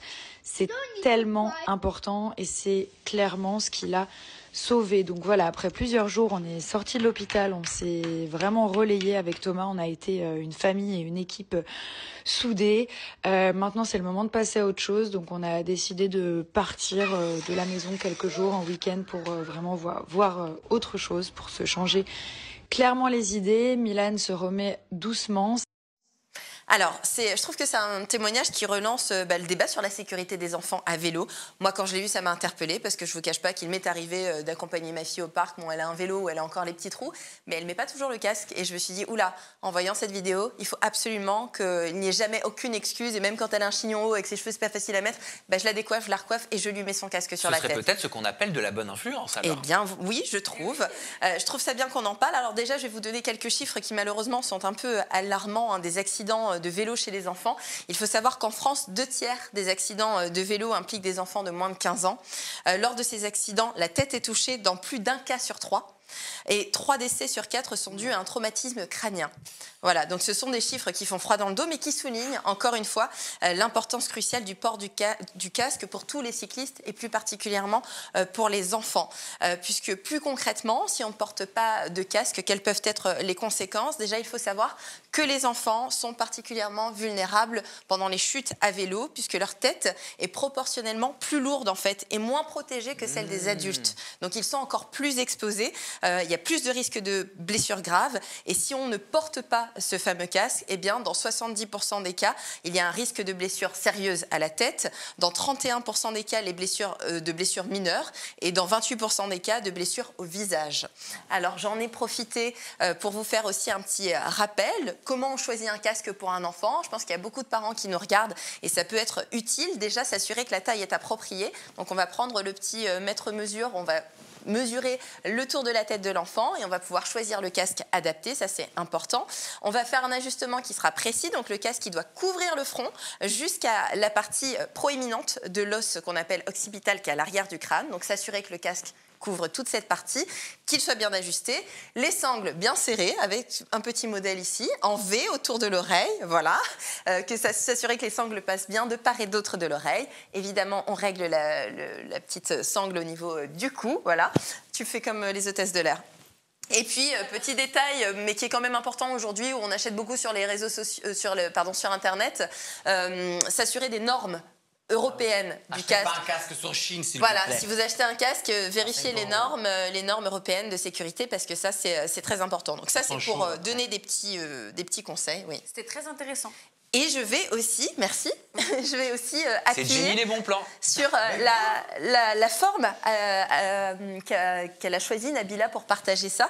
Parce que moi, je trouve que c'est un mode de narration qu'on voit de plus en plus sur les réseaux sociaux, où on a une voix off avec des images qui illustrent. Moi, je trouve que ça permet de gagner en authenticité, en intimité. Ça permet aussi aux influenceurs plus de liberté de mouvement. Quand on doit parler face caméra, c'est plus compliqué que quand on a la possibilité de filmer discrètement, etc.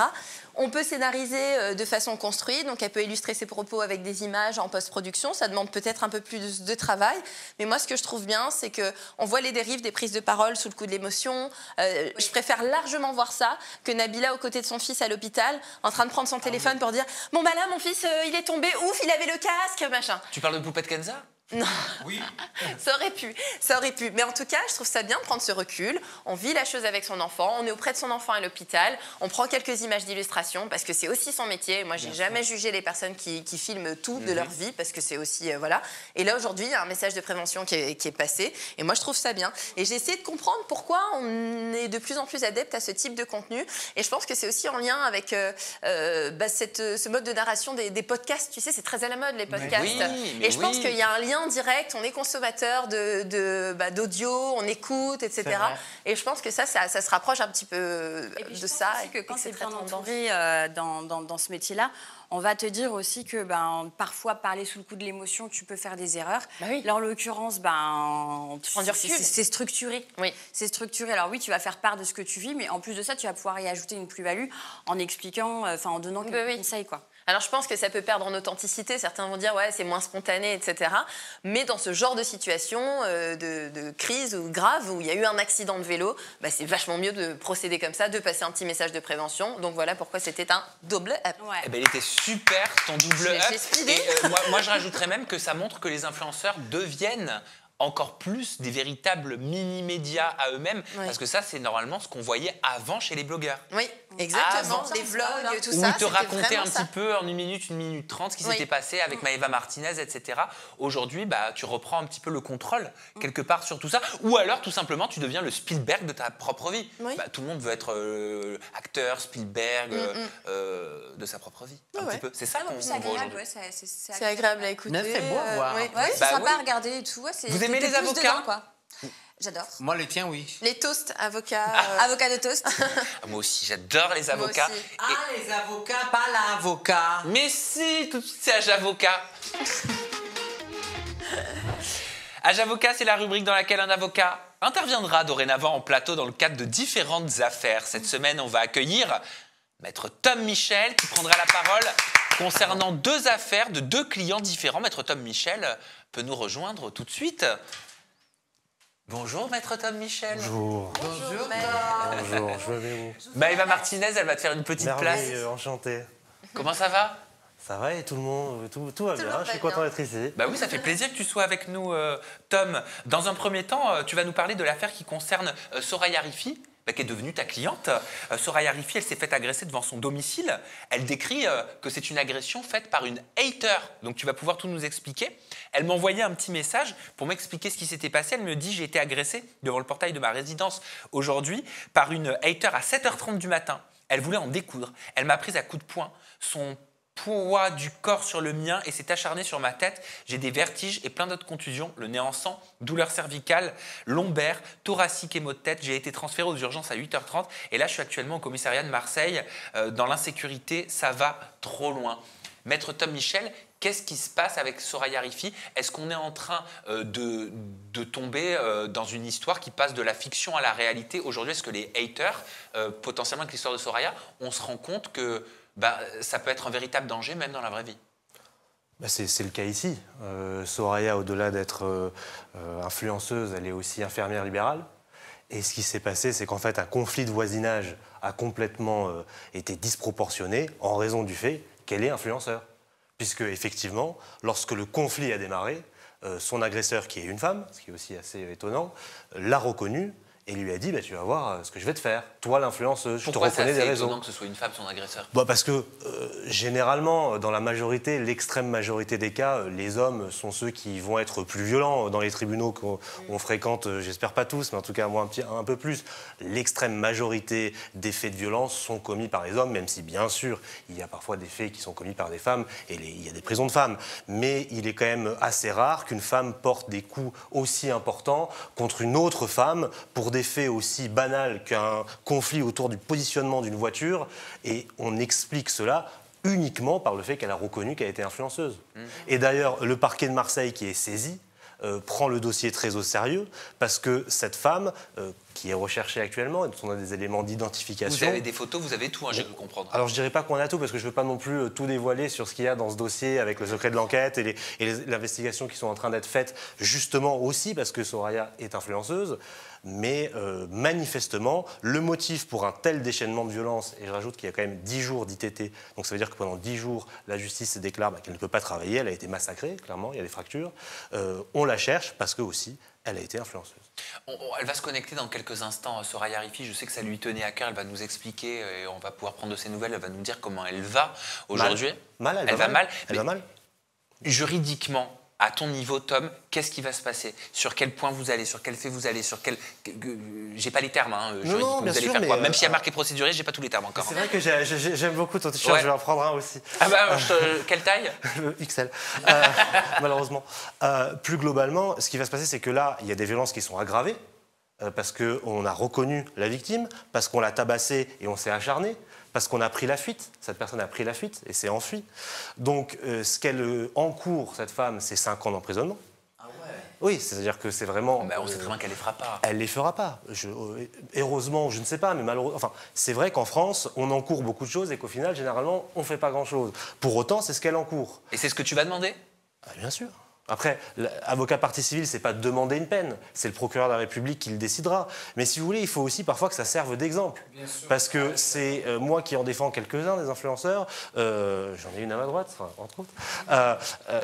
On est en train de vivre quand même un espèce de basculement, sincèrement, et je suis pas pro-influenceur, parce que j'en défends que je suis pro-influenceur, mais on vit un basculement où ceux qui étaient des modèles, ceux qu'on a parfois aimés, parfois détestés, deviennent franchement des cibles. Soraya, je le dis aujourd'hui, même si on n'a pas l'enquête, mais les éléments que j'ai, si elle n'était pas influenceuse, elle n'aurait pas été tabassée comme elle a été devant son domicile. C'est clair. On va tenter une connexion avec Soraya Rifi. Coucou Soraya, coucou ma petite chérie, comment tu vas? Coucou Sam, ça va? Bah oui, c'est à toi qu'il faut demander ça. Bah écoute, j'ai mal au cou, j'ai le nez, il est tordu, il n'est pas fracturé, mais il est tordu, j'ai une ceinture abdominale et lombaire, donc ça va pas du tout, ça va pas du tout. Moralement, comment tu vis là, les jours qui suivent cette agression? Bah, en fait, c'est compliqué parce qu'à chaque fois que je sors, je m'imagine qu'il y a un hater qui va venir m'agresser, tu vois. Il y en a une qui s'est permis de me rouer de coups, ils vont se dire Soraya elle est faible, peut-être qu'il y en a qui m'aiment pas, qui vont se permettre aussi de me frapper, j'en sais rien en fait. Tu vois, ça va, tu réfléchis beaucoup, en fait quand tu sors, tu regardes partout, tu deviens parano. Oui, bah oui, c'est normal. Bah oui. Comment ça, t'as le souvenir de comment ça s'est passé? Comment tout a commencé? Bah oui, je me rappelle très bien. En fait, comme je l'ai expliqué, c'est que j'étais devant ma résidence pour rentrer chez moi. Et cette dame, elle sortait de la résidence. Du coup, je lui ai proposé de passer sur ma droite ou sur ma gauche, parce que moi, je ne pouvais pas reculer, il y avait 3 véhicules derrière moi. Donc cette dame, elle commence un peu à devenir s'énerver, elle descend du véhicule. En fait, je ne comprenais pas pourquoi elle descendait du véhicule, parce qu'il n'y avait pas lieu de descendre du véhicule, il fallait juste tourner son volant sur la droite ou sur la gauche. Mais elle voulait que je recule, mais sauf qu'on était moi, plus les 3 voitures derrière moi, ça fait 4 véhicules, donc je ne peux pas tourner. Je ne peux pas reculer, pardon. Donc en fait, ce qui s'est passé, c'est qu'elle est descendue du véhicule, elle a commencé à crier, à me dire qu'elle travaillait pour un journal, je ne citerai pas le nom, qu'elle allait divulguer mon adresse parce qu'elle sait que j'habite là.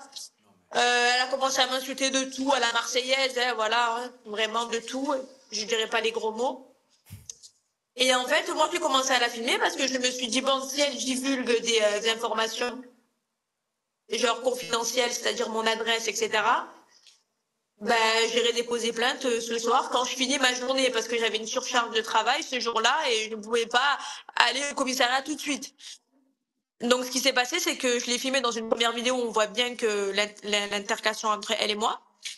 Et ensuite, je l'ai filmé dans une autre vidéo où elle commence à venir vers moi, m'arracher le téléphone, me prendre par les cheveux. Et du coup, forcément, comme j'étais en déséquilibre sur moi-même de base, j'ai fini sur le goudron, les genoux sur le goudron. Elle était en haut, moi j'étais en bas. Du coup, c'est ce qui explique les nombreux coups dans la tête, mon nez en sang, mon visage ensanglanté. Et elle était d'une violence extrême. Alors cette dame, je sais pas si elle était sous l'effet de substances illicites. Je sais pas ce qu'elle avait dans la tête dès le matin. Je sais que quand elle m'a reconnue, là, à ce moment-là, elle est devenue vraiment hystérique. Donc, en fait, moi, j'étais grave pressée cette matinée-là. Je comprenais pas, en fait. Je comprenais pas pourquoi d'en arriver là pour une histoire où elle devait juste tourner son volant sur la droite. Enfin, il n'y avait pas lieu de descendre du véhicule, de crier, d'insulter, de frapper. Je comprends pas, en fait. Je comprends pas. Et c'est pour ça que je parlais de l'insécurité des influenceurs en France ou des personnalités publiques en général, parce qu'elle est bien réelle. On se fait voler, braquer, cambrioler, violenter. À un moment donné, il y a des lois. Je m'en remets au système juridique, il n'y a pas de souci. Mais les gens à Marseille, ils font ce qu'ils veulent. Il n'y a plus de loi, c'est la jungle. C'est la jungle, cette ville. C'est ce que tu as dit sur tes réseaux sociaux, c'est pour ça que je voulais te questionner aussi là-dessus. Tu as dénoncé une insécurité permanente à Marseille. Mais oui. Mais oui, parce que dans un premier temps, moi j'ai perdu mon beau-frère il y a 2 mois dans des conditions effroyables. Le mari de ma sœur. Voilà. Ensuite, moi je me fais frapper et violenter. Donc ça fait 2 événements très compliqués à gérer dans nos vies, dans la vie de moi et de ma famille.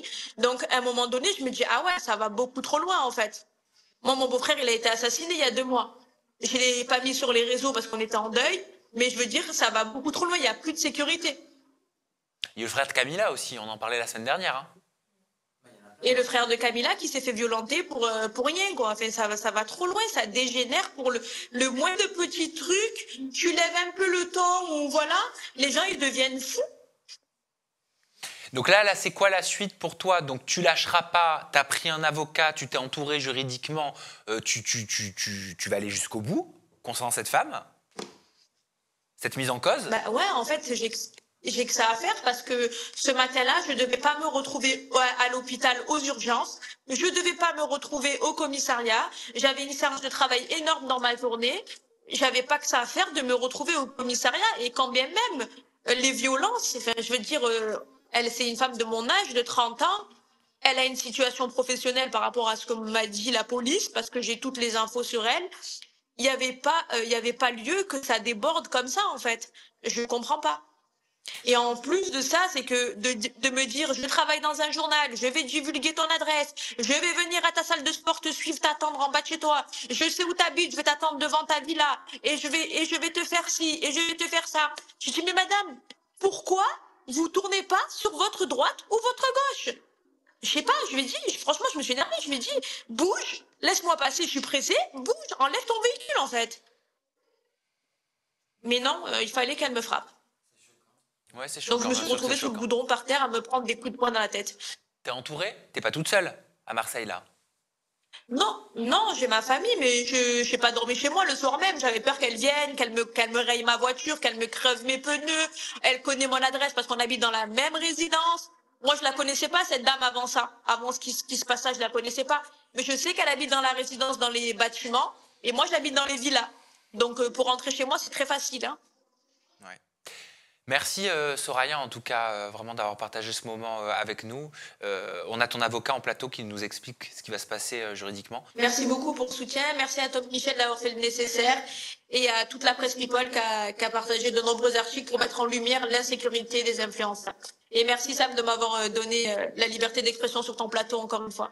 Oh, t'es trop mignonne. Soraya, on te souhaite plein de courage.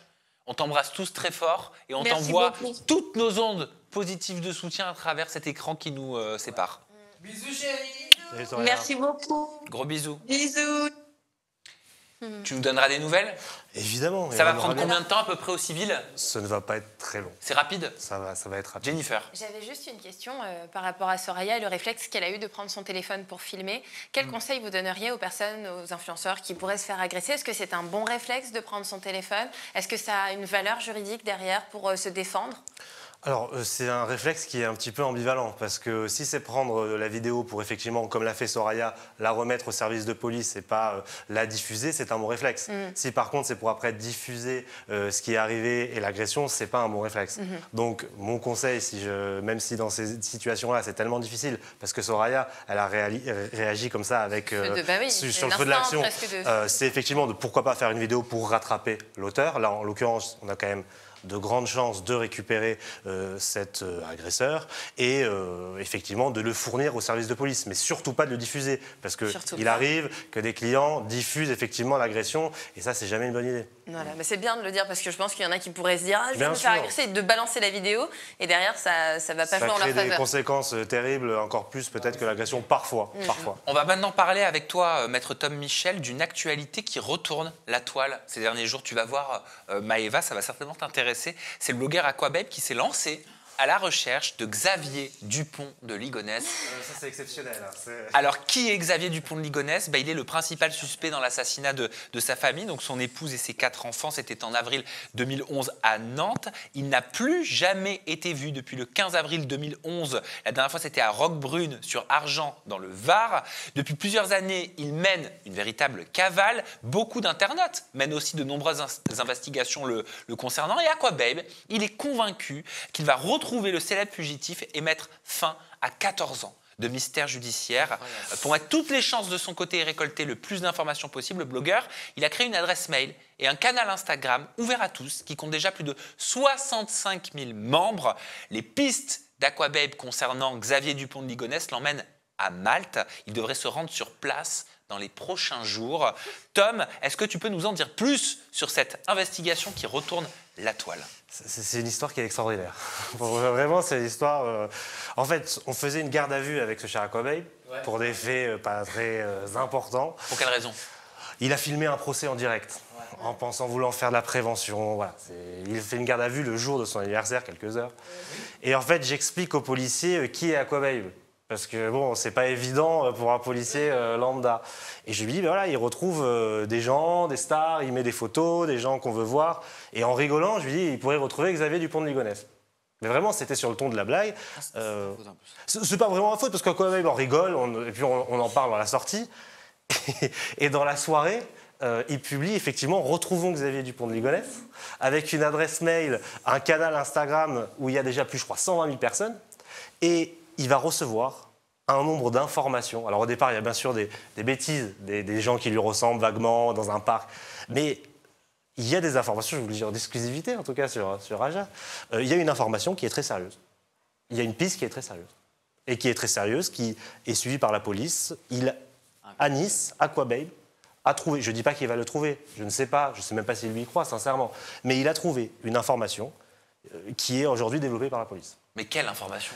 Par rapport à la situation de ce monsieur éventuel. Mais qui serait en France, qui serait à Malte, comme il le dit, qui serait ça, dans un bien autre sûr, pays. on ne peut pas le dire parce que les autorités maintenant sont compétentes. Mais Aquababe est au courant. Aquababe est au courant, mais si vous voulez, Aquababe...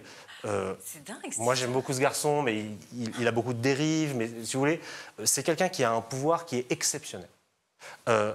Et pourquoi j'ai pensé à Xavier de Ligonnès ce jour-là? C'est une fois, mais c'est une histoire personnelle. Une fois, je cherchais quelqu'un. Un détenu dans un pays qui était étranger. Comme on a parfois, les avocats, besoin. Personne ne le trouvait. Personne. Les autorités, personne.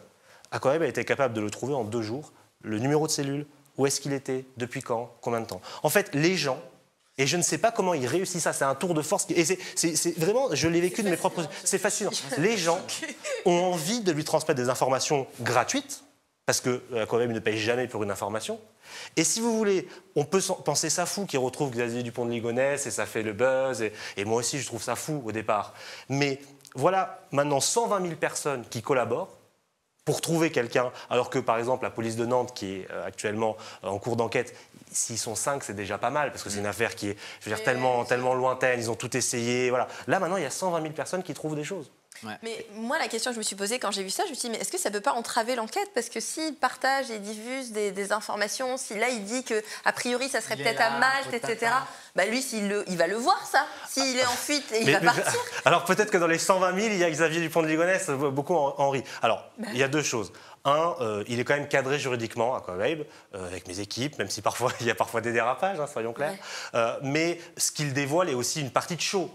Il y a une partie de show à Nice, Aquababe, bien sûr. Et les choses, il y a des choses sérieuses aussi. Hein, mais les informations extrêmement tangibles qui vont être creusées par la police, pour l'instant, évidemment, elles sont secrètes. Ouais, je voudrais juste rappeler aux gens qui sait le Xavier Dupont, il a tué sa femme. Enfin, non, on le sait pas.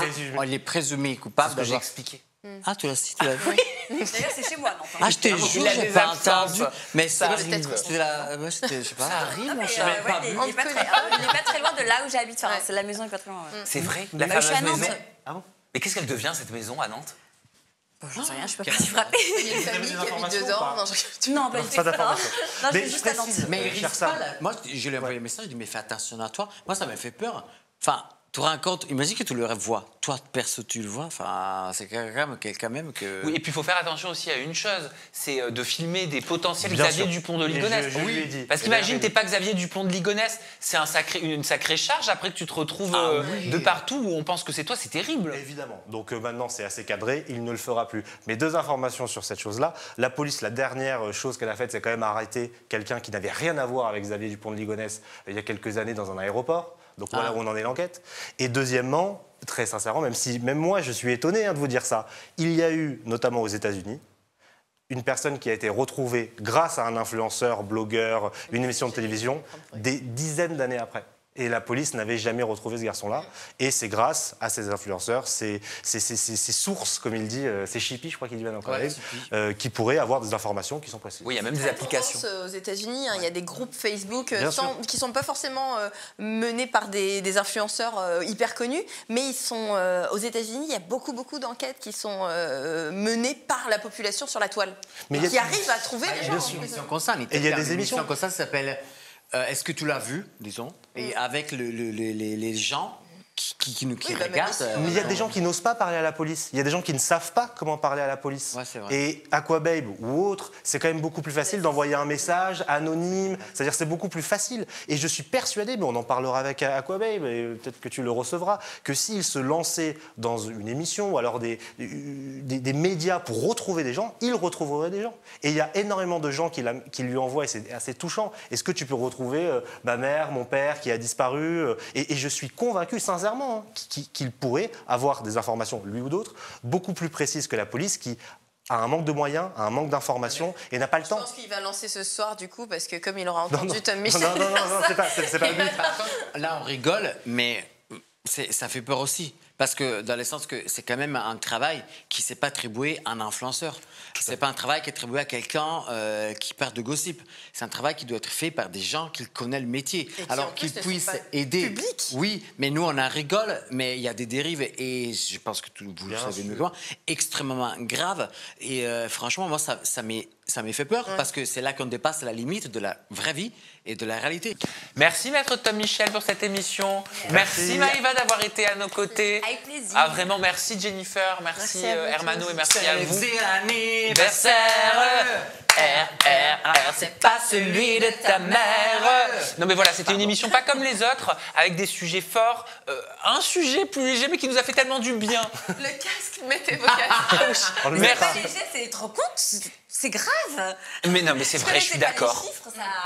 Mais c'est de la bonne influence. Ouais, exactement. Et ça exactement. pour les petits conseils. Ouais. Merci de nous avoir suivis une fois de plus. On se retrouve en Age After et n'hésitez pas, vous avez la possibilité de découvrir Age After 48 heures avant sa mise en ligne publique. Si vous devenez membre de ma chaîne YouTube et que vous je sais plus le texte sous les yeux, et que vous activez la cloche des notifications, vous pourrez découvrir Age After 48 heures avant la mise en ligne publique. On vous embrasse fort, prenez soin de vous, de vos proches, soyez mesurés dans les commentaires de cette vidéo et sur les réseaux sociaux de façon générale et dans nos vies en vrai. Ciao. Ciao, ciao.